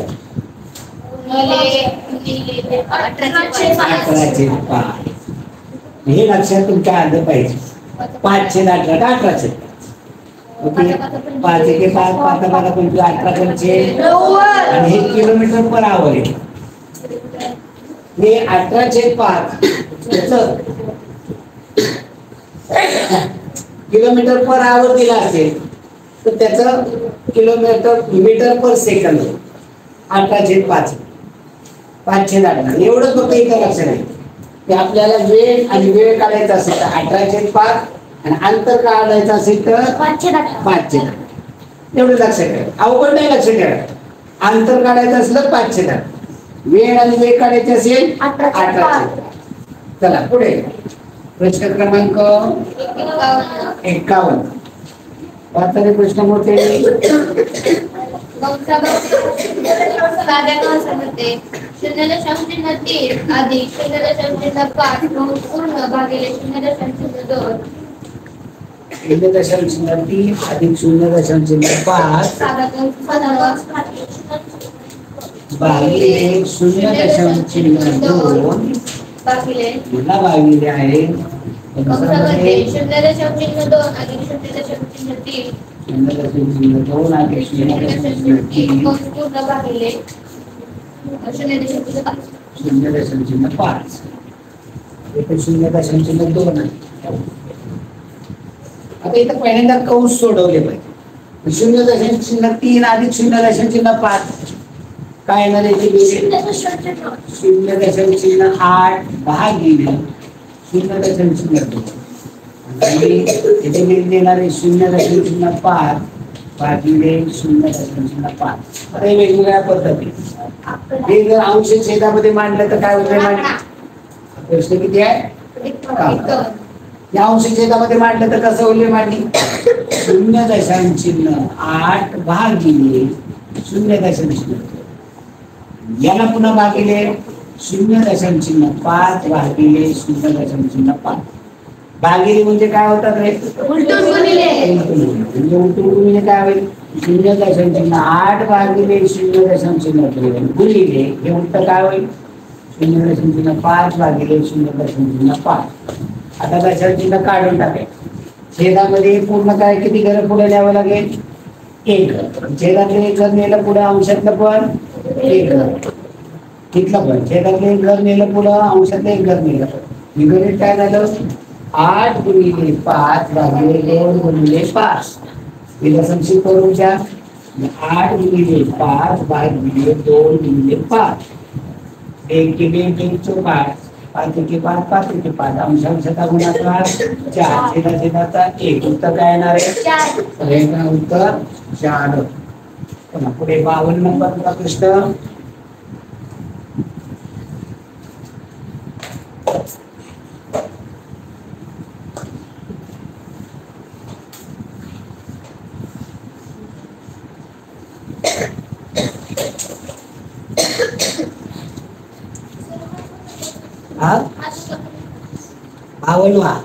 ओके.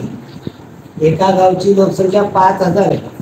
दरवर्षी 10% वाढते तर 1.5 वर्षात गावची लोकसंख्या किती एका गावची लोकसंख्या 5,000 लोकसंख्या ही दरवर्षी 10% वाढते तर 1.5 वर्षांनी 1.1 वर्षांनी. आता इथं आपल्याला प्रश्न काय विचारलाय तर ती किती होईल म्हणजे एक प्रकारे हे 5,000 रुपये 10% करायला 1.5 वर्षाचं व्याज किती होईल असं काढलंय. हे 1.5 वर्ष आपल्याला हे कसं द्यावं लागेल 1.5 वर्ष आपल्याला एक तर या पद्धतीने 1.5 किंवा 1.5 अंश छेदामध्ये लिहिलं तर कसं होईल 1.5 अंश छेदामध्ये लिहिलं तर 3/2 असेल. सरळ व्याजाचं सूत्र आहे मदत भागिले 100 मुद्दल आहे 5,000 दर आहे 10% कालावधी 1.5 म्हणजे 1.5 वर्ष भागिले 100 इथं 2 शून्य इकडला 1 शून्य 500 गुणिले 1.5 करायचं. दशांश चिन्ह नाही समजा पण हे 2 शून्य मांडून टाका. 15 75. दशांश चिन्ह एका संख्येच्या अगोदर म्हणजे किती वाढली? 750 वाढली. झाली किती? हे व्याज मिळालं 750. पहिल्यांदा किती होती लोकसंख्या? 5000 आणि ती वाढली किती? 750. म्हणजे झाली किती? त्याच्यामध्ये 5000 अधिक करा, एकूण संख्या होईल 5750. हे लोकसंख्या वाढून त्या ठिकाणी झाली. हे 750 व्याज आलं. हे जर दशांश चिन्हामध्ये वापरण्याऐवजी 3/2 वापरलं तरी काय अडचण नाही. मांडणी काय होईल? 5000 गुणिले 10 गुणिले 1.5 वर्ष म्हणजे 3/2 आणि याला हे म्हणजे 100. इकडं हा 1 शून्य गेला, इकडे हा 1 शून्य गेला. या दोनने 500 ला भागायला लागेल. 2 दुने 4, 5 4 गेले 1 राहिला. 1 शून्य 10, 2 पंचे 10, 250 गुणिले 3 750 व्याज झालं. व्याज झालं म्हणजे लोकसंख्या 750 वाढली. अगोदर किती होती? अगोदर होती 5000 आणि 750 वाढली म्हणजे एकूण किती झाली? 5750. आलं का लक्षात? काय अडचण होते इथं? पर्याय नाही 5750.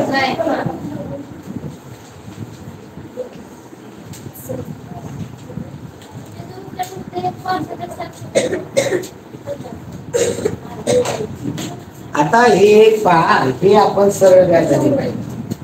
आता ही दुसरी पद्धत आहे चक्रवाढ व्याजाची. आता ही तुम्हाला अभ्यासाला नाही, आठवीवाल्यांना मात्र आहे अभ्यास. आठवीवाले जरा लक्ष द्या. हे 5000 रुपये लोकसंख्या आहे, म्हणजे प्रिन्सिपल आहे 5000, मुद्दल दर आहे 10%, म्हणजे कालावधी आहे 1.5 वर्ष, जे कालावधी नंबर ऑफ इयर 1.5 वर्ष. आता इथं चक्रवाढ व्याजाने कसं होतं ते सांग. चक्रवाढ व्याजाने ते दिलेलं आहे, आपण हे सरळ व्याजाने पाहिजे.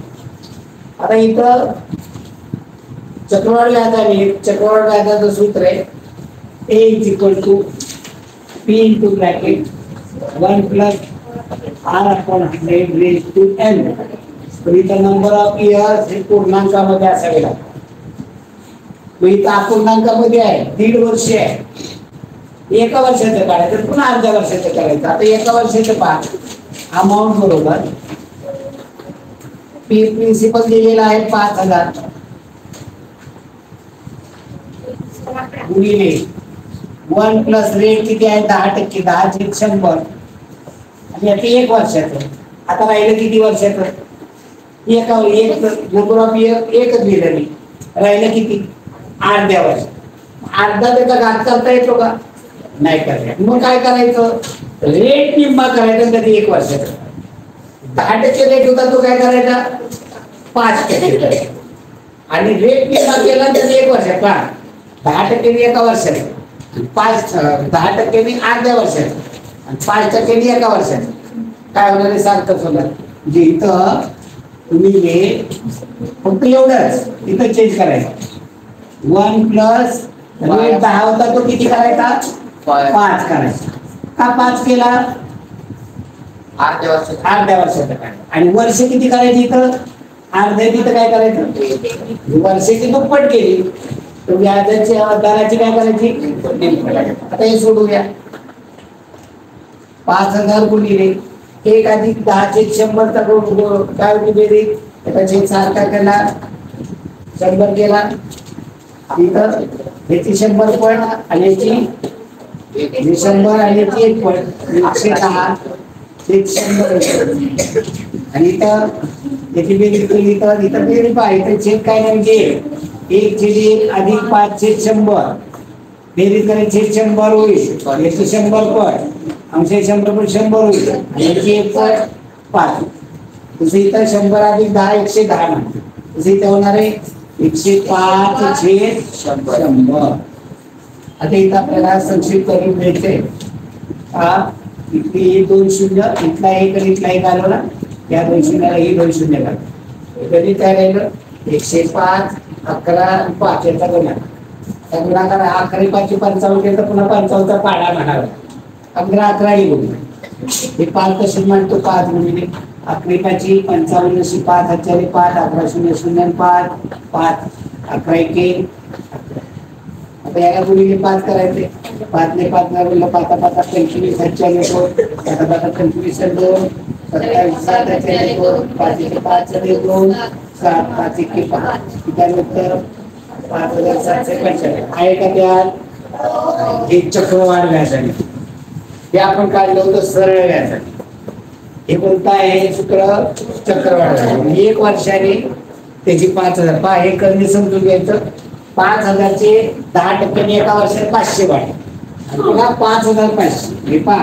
5000ची एका वर्षाने 500 वाढली 5500 झाली 5500 ची 10% अर्ध्या वर्षाची एका वर्षाची किती होईल 550 होईल एका वर्षाची 10% 550 मग अर्धी 550 निम्मे 275 याच्यामध्ये 275 आहे तुम्हाला हे चक्रवाढ व्याजाचं नाही त्यामुळे तुमचं या ठिकाणी चुकलेलं आहे चला पुढे प्रश्न क्रमांक 53 हा बरोबर आहे अंदाजे थाप मारून सांगतो का समजून एक आगगाडी दुपारी 2:15 वाजता एका स्टेशनवरून सुटली 72 किलोमीटर प्रति तास वेगाने निघते तर 216 किलोमीटर दूरच्या स्टेशनवर किती वाजता पोहोचते पहा 2:15 वाजता निघाली आणि 72 किलोमीटर वेगाने अंतर आहे 216 किलोमीटर ते अंतर भागिले वेग केला की वेळ येणार 216 भागिले 72 केला आता 72च्या पाड्यामध्ये असणारी संख्या असते 72 216 ही 70 210 वरती बेकरी सांगितली तर 3 तास लागणार 2:15 वाजता निघालेली रेल्वे आहे 3 तासानंतर तासामध्ये तास मिळवा म्हणजे 5:15 ती दुसऱ्या स्टेशनवर पोहोचणार आहे त्या गाड्या 5:15 झालेली असणार आहे चला 3 घंटा 12 15 18 मिनिटे एका अंतराने वाजतात सकाळी 10:30 वाजता तर पुन्हा एकत्र किती वाजता 12 15 18 मिनिट हा 12 मिनिट 15 मिनिट 18 मिनिट आणि 3 घंटा मिनिटामध्ये आहे 10:30 वाजले पुन्हा किती वाजता वाजते असं विचार याचा लसावी काढूया इथं 2 ने भाग आलेला 3 ने सगळ्यांना जातो 3 ने घालवा तुम्ही 2 ने घालवला की चूक होणार तुमचं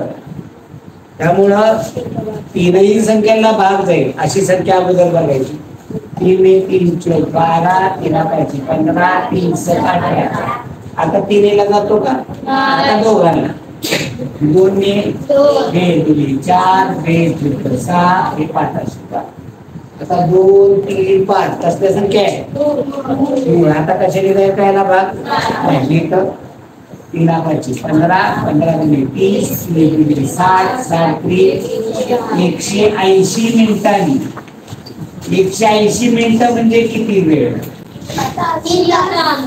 3 तास म्हणजे याच्यामध्ये 180 मिनिटाचे तास करायला भागिले 60 केलं तर उत्तर येणार 3 तास 3 तास म्हणजे तासामध्ये 3 तास टाका मिनिटं काय राहिले नाही उत्तर किती येणार आहे 13 वाजून 30 मिनिट मग 13 वाजले म्हणजे किती वाजले 1 वाजून 30 मिनिट हे 24 तासामध्ये झालं त्यातनं 12 वाजता करा म्हणजे 1 वाजून 30 मिनिटं म्हणजे मध्यान उत्तर 1 वाजून 30 मिनिट कधीचा हे कधी दुपारचे 1 वाजून 30 मिनिट तर आपल्या जीवनने 175 रुपये 50 पैशाची औषध आहे 245 रुपये 50 पैसे खेळणी खरेदी केली दुकानाला 500 ची नोट दिली तर किती पैसे परत नाही 175 50 175 रुपये 50 पैसे 245 रुपये 50 पैसे हे दुकानदाराचं बिल झालं किती झालं बिल अगोदर काढावं लागेल 0 0 5 10 1100 1202 421 रुपये बिल झालं. दुकानदाराला 500ची नोट दिली, 500 रुपये 0 पैसे 421 रुपये 0 पैसे वाटत. पैसे घ्यायची काही गरजच नव्हती. एक महिना शून्यात एक नाही मनाचा 10 गेले 9, शून्यात 3 नाही मनाचा 10 किती गेले 6, 79 रुपये दुकानदार तुम्हाला परत देणार आहे. चला दुकानदार 56 वगैरे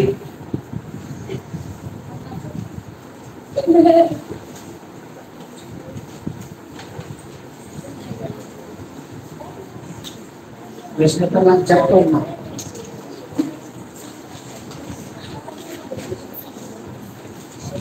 दुकानदार 50 मीटर कापड एका मीटरला 36 दराने विकतो. 20% नफा होतो तर एका मीटरची खरेदी किंमत 50 रुपये मीटर दराने विकतो. 50 रुपये मीटर दराने विकली आणि इथं 20% नफा होतो. आता इथं त्यांनी दिलेले 36 50 मीटर 36 रुपये दराने विकतोय. ते 50 मीटर कापड आहे, 50 मीटर कापड आहे आणि 36 रुपये मीटर हा दर आहे.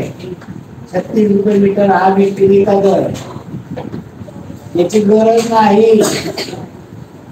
तर एका मीटर कापडाला देखील तुमचा जेवढा टक्के खर्च होत पा जेवढी तुम्हाला एका मीटरला जेवढा टक्के नफा होतो तेवढाच नफा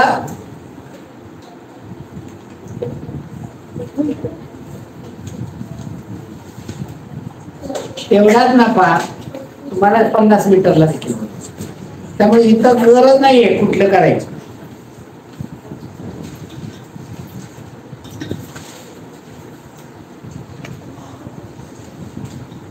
पन्नास मीटर कापडाची खरेदी किंमत 50 मीटर कापडाची विक्री किंमत गरज नाही.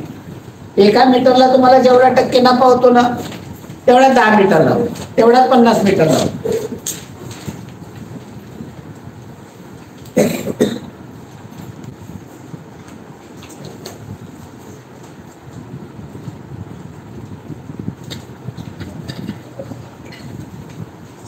पाहू चला. 20% नफा कधी होतो? 20% नफा 100 रुपये काय आणि 120 विक्री 120 रुपये. 100 रुपये खरेदी वस्तू 120 ला विक्री म्हणजे तुम्हाला काय होणार? 20%. आता इथं ही कुठली किंमत दिली आहे? कुठे घेऊ? विक्रीची कुठे आहे? खरेदीची किंमत x आणि नाही सांगा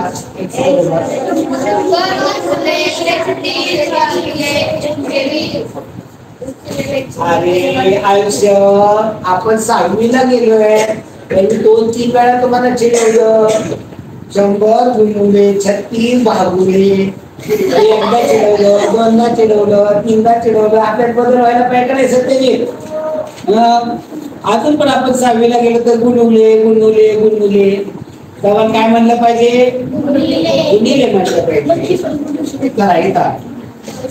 शून्याने लावलं, शून्याला शून्य गेला 12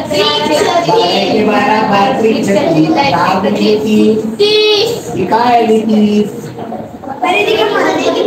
आपल्याला विचारले काय? एकूण विक्रीची किंमत काढत बसायची गरज नाही. मला मग 36 रुपये 50 मीटर कापड 36 गुणिले 50 1800 जातं. पुन्हा हे करावं लागणार. मग इथं विक्रीची किंमत जे या ठिकाणी एवढं साध्या सोप्या पद्धतीनं असताना अवघडात जायची गरज नाही. चला पुढे 57 नंबर 57.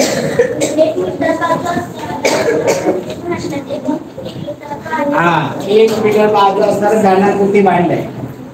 घनाकृती लांबी 1 मीटर, रुंदी 1 मीटर, उंची 1 मीटर असं घनाकृती तुमचं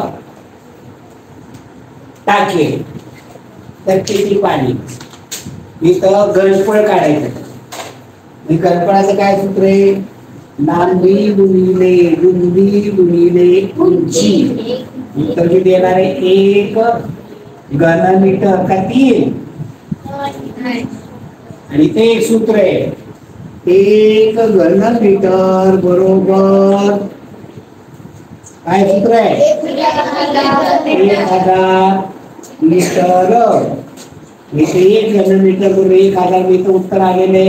1 घनमीटर त्या टाकीत किती पाणी बसणार आहे 1000 मीटर. जर टाकीचं घनफळ 5 घनमीटर आलं असतं तर त्या टाकीत किती पाणी बसलं असतं 5000 मीटर. आणि इथं दुसरं एक सूत्र आहे 1000 घन सेंटीमीटर बरोबर 1 लिटर. जर माप सेंटीमीटर मध्ये असतील तर त्याचं घनफळ काढा आणि त्याला 1000 घन मीटर घन सेंटीमीटर मी भागायचं. इथं गुणलं आणि इथं जर उत्तर सेंटीमीटर मध्ये दिलं असेल लांबी रुंदी उंची तर हा गुणाकार करा 1000 ने त्याला भागा आणि जेवढं उत्तर येईल तेवढं मीटर. म्हणजे 1000 घन सेंटीमीटर बरोबर 1 लिटर. चला पुढे प्रश्न क्रमांक 58 प्रश्न. बँकेत दर शेकडा 8 दराने एका व्यक्तीने 10,000 रुपये रक्कम केली तर त्याला 3200 रुपये व्याज किती कालावधी नंतर मिळेल. दर आहे 10,000. दर आहे 8%. व्याज दिलेला आहे 3200 आणि काढायचा आहे कालावधी. सूत्र काय कालावधी बरोबर व्याज गुणिले 100 भागिले मुद्दल गुणिले दर. व्याज दिलेला आहे 3200 गुणिले 100 भागिले मुद्दल आहे 10,000 गुणिले दर 8%. शून्य घालवा 4 शून्य 2 ही 2 4 गेली 8 एके 8 8 चौक 32. कालावधी येणारी 4 वर्ष. चला पुढे 59वा प्रश्न घ्या. 59वा प्रश्न. दोन संख्यांचा गुणाकार 1080 मसावी 6 तर लसावी. सूत्र आहे पहिली संख्या गुणिले दुसरी संख्या बरोबर लसावी गुणिले मसावी. इथं पहिली संख्या दुसरी संख्या असं दिलेलं नाहीये. त्या दोन्ही संख्याचा गुणाकार करून दिलेला आहे तुम्हाला 1080. 1080 त्यांचा गुणाकार करून दिलेला आहे. लसावी माहित नाही एक्स माना. मसावी किती दिलेला आहे 8 दिलेला आहे. मसावी किती दिलेला आहे 6 दिले. लक्ष आहे तुमचं. म्हणलं झोपले की काय कोणाच तो घेऊन घेण्याच्या नादात बोलायचे देखील विसरून जातात. काय करणार मी लसावीला 6 गुणिले तिकडे पाठवले तर काय होती भागिले 6 म्हणजे येणारे लसावी. 6 एके 6 बाकी राहिली 4 4 8 48 6 8 48 शून्य बाहेर शून्य 180 त्या दोन संख्यांचा काय लसावी. याच्यावर तुम्हाला लहान संख्या मोठी संख्या काढता येईल. पहिली संख्या दुसरी संख्या तर या लसावीला तुम्ही जर मसावीनं भागलं लसावी भागिले मसावी हा असामायिक अवयवांचा गुणाकार. इथं भागिले 6 एके 6 6 एके 8 0 0 30 कोणत्या दोन संख्यांचा असामायिक संख्येचा या अवयवी तर 5 तर 30. यातली लहान संख्या काढायची असेल तर या दोन असामायिक अवयवातल्या लहान संख्येला मसावीनं गुणलं. मसावी कितीला आहे 6. इथं लहान संख्या येणार आहे 30. मोठी संख्या असेल तर मोठा अवयव गुणिले मसावी केला मोठी संख्या येणार आहे 36. आणि या दोघांचा लसावी काढला मसावी काढला तर 6 येतो आणि लसावी काढला तर त्यांचा किती येतो लसावी 180. या दोघांचा गुणाकार केला तर 1080 येतो. ओके चला 60वा गणित घ्या शेवटचं. एका घनाचे घनफळ 343. 60व एका घनाचे घनफळ 343 घन सेंटीमीटर.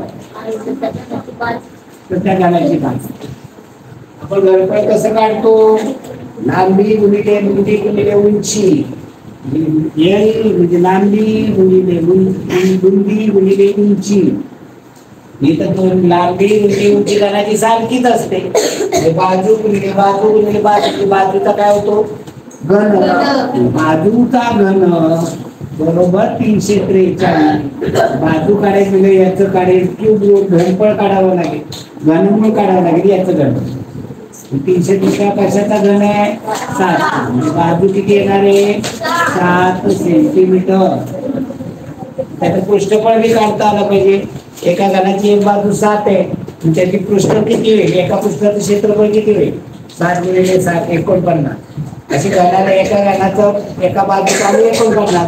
घनाला किती पृष्ठ असतात 6. मग 49 गुणिले 6 हे त्या घनाचं एकूण पृष्ठफळ होईल. चला मराठीचं सुरू करूया. मराठीचं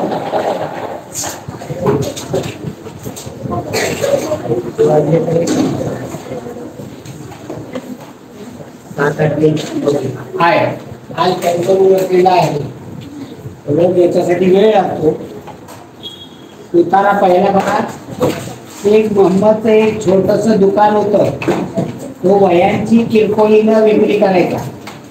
दरवर्षी जून महिन्यात मी त्याच्याकडून मोठ्या संख्येने वह्या विकत घेत असतो. जून मध्ये का घेत असे ते वह्या विकत,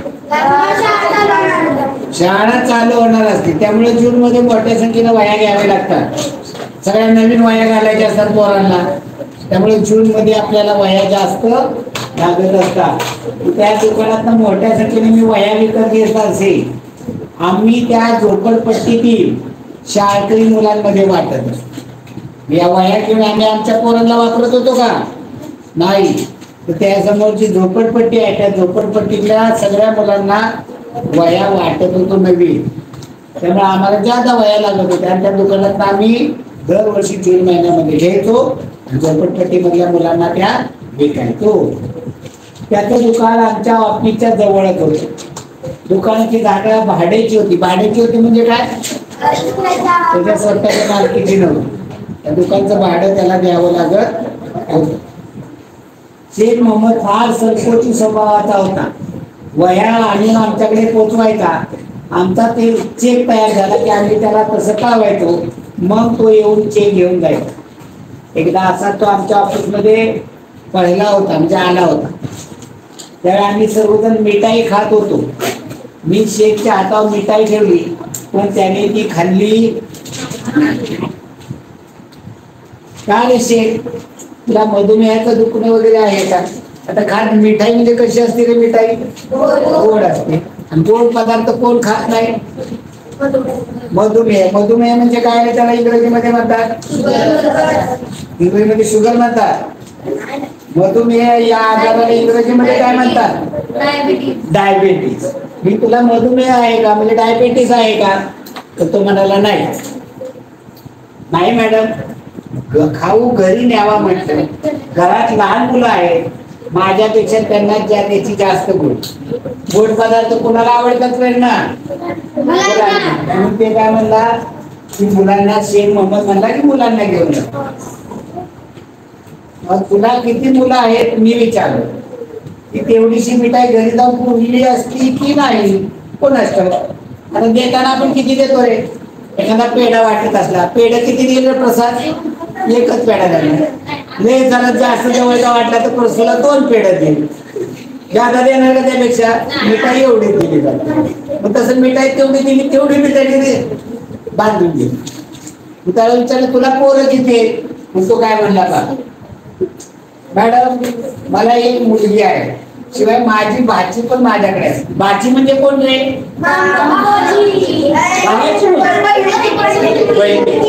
जे या शेठच्या बहिणीची मुलगी याच्याकडेच असते. का बरं तुझी भाची तुझ्याकडे असते, ती तिच्या मम्मी पप्पाकडे का नसते. माझी बहीण जुबेदा विधवा आहे, ती आमच्याकडे जाते. म्हणजे त्या शेठची बहीण जुबेदा तिचं नाव आहे, ती विधवा आहे. विधवा आहे म्हणजे काय, लग्न झालेलं नाही. लग्न झालेलं आहे पण तिचा पती त्याचा मृत्यू झालेला आहे, मग ती कुणाकडे नाही, नवरा मेल्यानंतर गावाकडे येणार, म्हणून ती गावाकडे आलेली आहे, ती आमच्याकडेच राहते. मला हे ऐकून शेखबद्दल वाईट वाटलं. तो एक छोटा दुकानदार होता, तो काही खूप कमवत नव्हता, त्यामुळे त्याच्या कुटुंबाविषयी आणखी माहिती काढावीशी मला वाटली. नवेदा काय करते, ती उत्तम शिवणकाम करते. ती आणि माझी बायको अशा दोघी जणी मिळून घरी शिवणाचा व्यवसाय करतात. अल्लाची मेहरबानी आहे, आमचं छोटस भाड्याचं घर आहे, आम्ही समाधानी आहोत.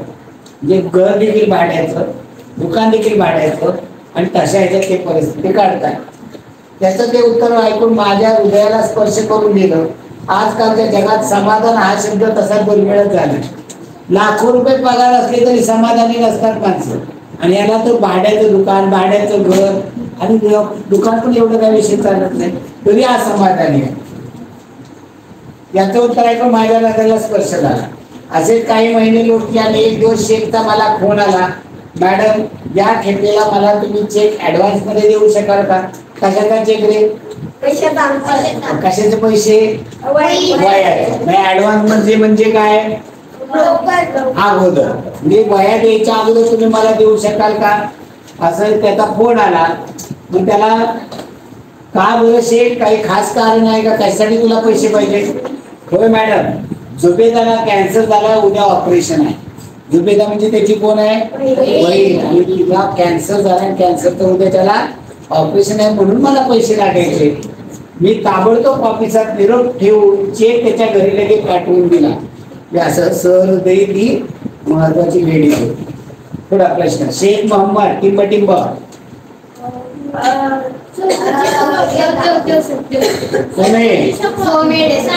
शेख मोहम्मद संकोची स्वभावाचा, बोलणारा जास्त नव्हता. ना त्याला वया दिला की द्या मॅडम चेक, लगेच वया पोच गेले. तर तो चेक तयार झाल्यावर जेव्हा त्यांचा फोन येईल तेव्हा तो यायचा.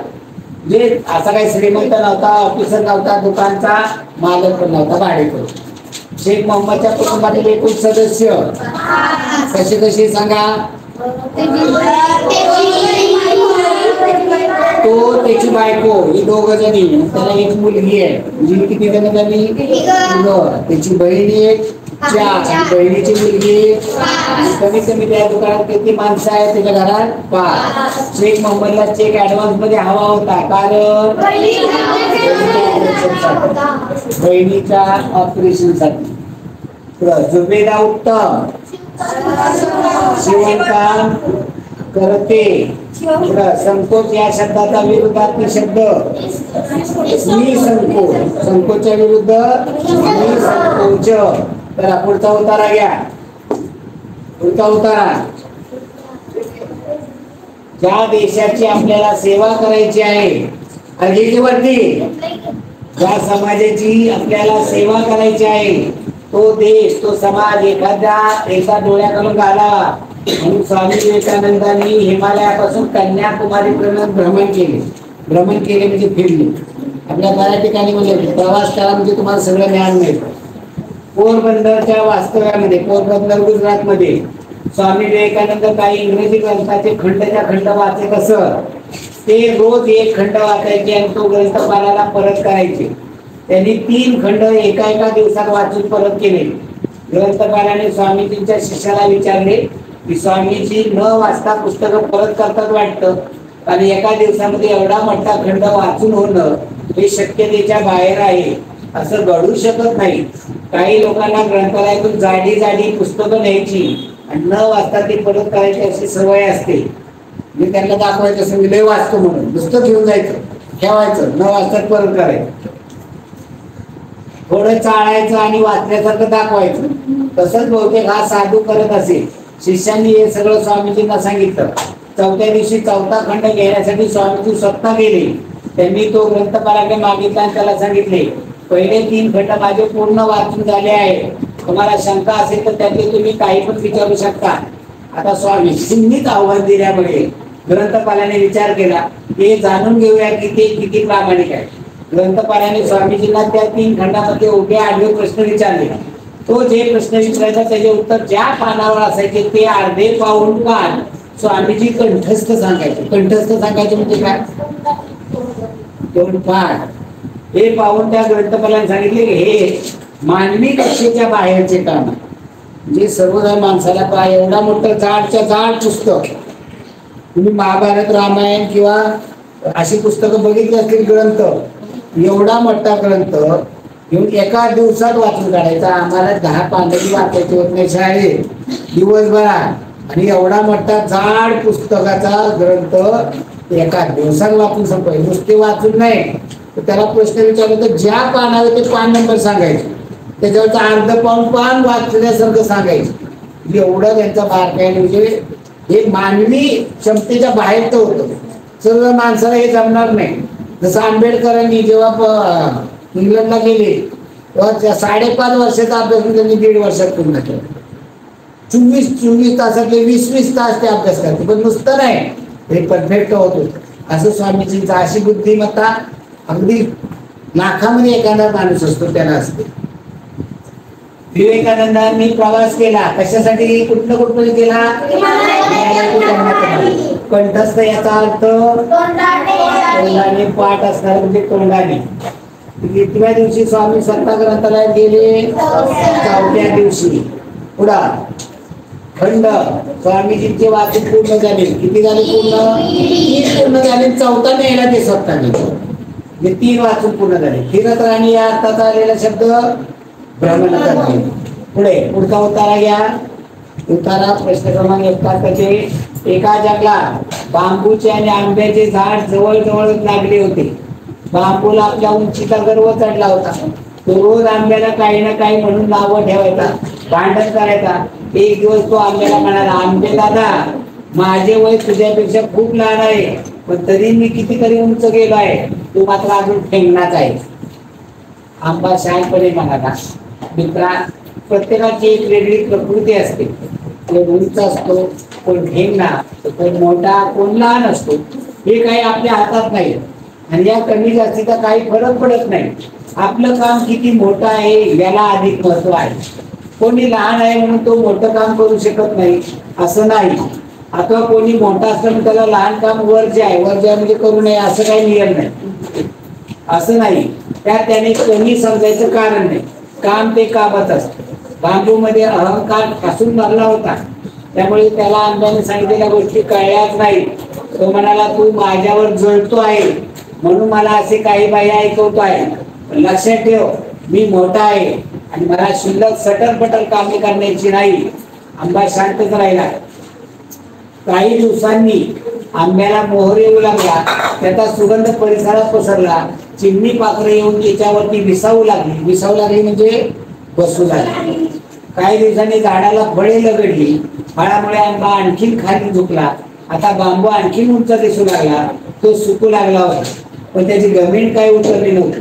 तो म्हणाला, बघ, मी अगदी लांबून देखील दिसतो, तू मात्र दिवसेंदिवस लहान होत चाललाय. का तर झाडाला फळं लागल्यावर तो खाली वाकला होता. बांबू अजूनही आंब्याला हिरवत होता. एक दिवस तिथून काही प्रवासी निघाले. त्यांनी झाडाला आंबे लगडलेले पाहिले. त्यांनी तिथेच मुक्काम करायचा निश्चय केला. रात्री कोणी हिंस्र पशु आपल्या आसपास येऊ नये म्हणून त्यांनी बांबूचे झाड तोडले, त्याचा ढीक केला आणि पेटवून दिले. आंब्याचे झाड मात्र नेहमीप्रमाणे शांत होते. त्याने प्रवाशांना आश्रय तर दिला, तर अहंकारी बांबूचा अंत झाला होता. म्हणजे तो बांबू माणसाने तोडून जाळून टाकला. बांबूला गर्व होता. कशाचा? उंचीचा. गर्व या शब्दाचा उतारत आलेला समानार्थी शब्द वाटसरूने बांबूचे झाड का तोडले? जर रात्रीच्या वेळी जाळ करून ठेवला तर हिंस्र प्राणी जवळ येत नाही, ते घाबरत, म्हणून त्यांनी जाळ केलं. टिंब आल्यामुळे आंब्याचा सुगंध पसरला. म्हणजे काय? फुलं. वरील गोष्टी उचित शीर्षक द्या. गर्विष्ठ बांबू. जवळजवळ 5 शतकापूर्वी राजस्थानात ही घडलेली गोष्ट आहे. जोधपूर पासून 25 किलोमीटर अंतरावर हेजगरी नावाचे गाव होते. तेथे राहणारे लोक विष्णोई समाजाचे होते. सभोवतालची जमीन वाळवंटाची, रखरखीत विष्णू लोकांनी त्या ठिकाणी बाबरीची असंख्य झाडे लावली. त्याचा देव जांबेश्वर सामान्यतः जांबाजी या नावाने तो ओळखला जायचा. त्या जांबाजीने 29 आज्ञा दिल्या होत्या. त्याचे पालन विष्णू लोक करीत. त्यामुळे त्यांना 20 नोई 9 असे विष्णू नाव. 20 झालं 20, 9 झालं नोई, म्हणून हे विष्णू नाव मिळालं. या आज्ञा बहुता झाडाच्या व वन्य प्राण्याच्या संरक्षणासंबंधीच्या आहेत. त्यातील 2 प्रमुख आज्ञा अशा आहे की कोणीही हिरवे झाड निर्दयपणे पाडले किंवा तोडले जाऊ नये. कुणी झाड तोडायचं नाही. कोणताही प्राणी ठार मारला जाऊ नये. कोणता प्राणी मारायचा नाही. दीपासा खेड्यातील ठाकूर लोहार व हंसान देवी यांना 1451 मध्ये पुत्र रत्नाचा लाभ झाला. त्याचे नाव जांबाजी. लहानपणी तो त्याच्या घरची गाई गुरे चारायला घेऊन जाईल. तो ती चरत असताना बाबरीच्या सावलीत बसून सुंदरशा काळविटाचे पडळ तासनतास पाहतलाय. 15व्या शतकाच्या शेवटाला या सबंध भागात मोठा दुष्काळ पडला. 1 नव्हे 2 नव्हे तर मोजून 8 वर्ष फारच कष्टाची गेली. पहिल्या वर्षी लोकांनी साठवून ठेवलेल्या अन्नावर, गुरांसाठी साठवलेल्या गंजीवर उदरनिर्वाह केला. पण दुसरे वर्ष फारच कष्टाचे गेले. तेथे गवताचे एकही पाते दिसत नव्हते. लोकांनी बाबरीच्या शेंगा व बोराच्या बिया खाल्ल्या. गावीच्या गावी ओसाड दिसू लागली. लोकांनी हजारो काळवीट मारून खाल्ले. 50 वर्षापूर्वी एकदा असा जबरदस्त दुष्काळाचा तडाखा लोकांना बसला होता. परंतु तेव्हा माणसांना व प्राण्यांना त्या मानाने कमी हाल सोसावे लागले. या वेळेच्या दुष्काळात माणसांचे हाल व प्राण्यांची कत्तल पाहून जांबाजीला फार दुःख झाले. आजूबाजूची परिस्थिती पाहून त्याने कित्येक रात्री जागून काढल्या. शेवटी तो झाडाखाली ध्यानमग्न होऊन बसला. त्याला निश्चित मार्ग सापडला. त्या वैरान जमिनीवर पुन्हा एकदा जीवन फुलवायचे असेल, माणसाला केवळ त्याच्या आनंदासाठी, गरजांसाठी निसर्ग संपूर्णपणे नष्ट करता येणार नाही. त्याने विचार करून वागले पाहिजे. जांबाजीला त्यांनी पुन्हा एकदा बाबळी, बोरी, खेळ, शेंदरी अशा वेगवेगळ्या झाडांची सृष्टी करून गेलेली पाहिजे होती. तसे त्याचे पुन्हा एकदा काळविटाचे कळप आगळत असताना त्याला पाहिजे होते. जांबाजीने दिलेल्या आज्ञा कशाशी संबंधित होत्या?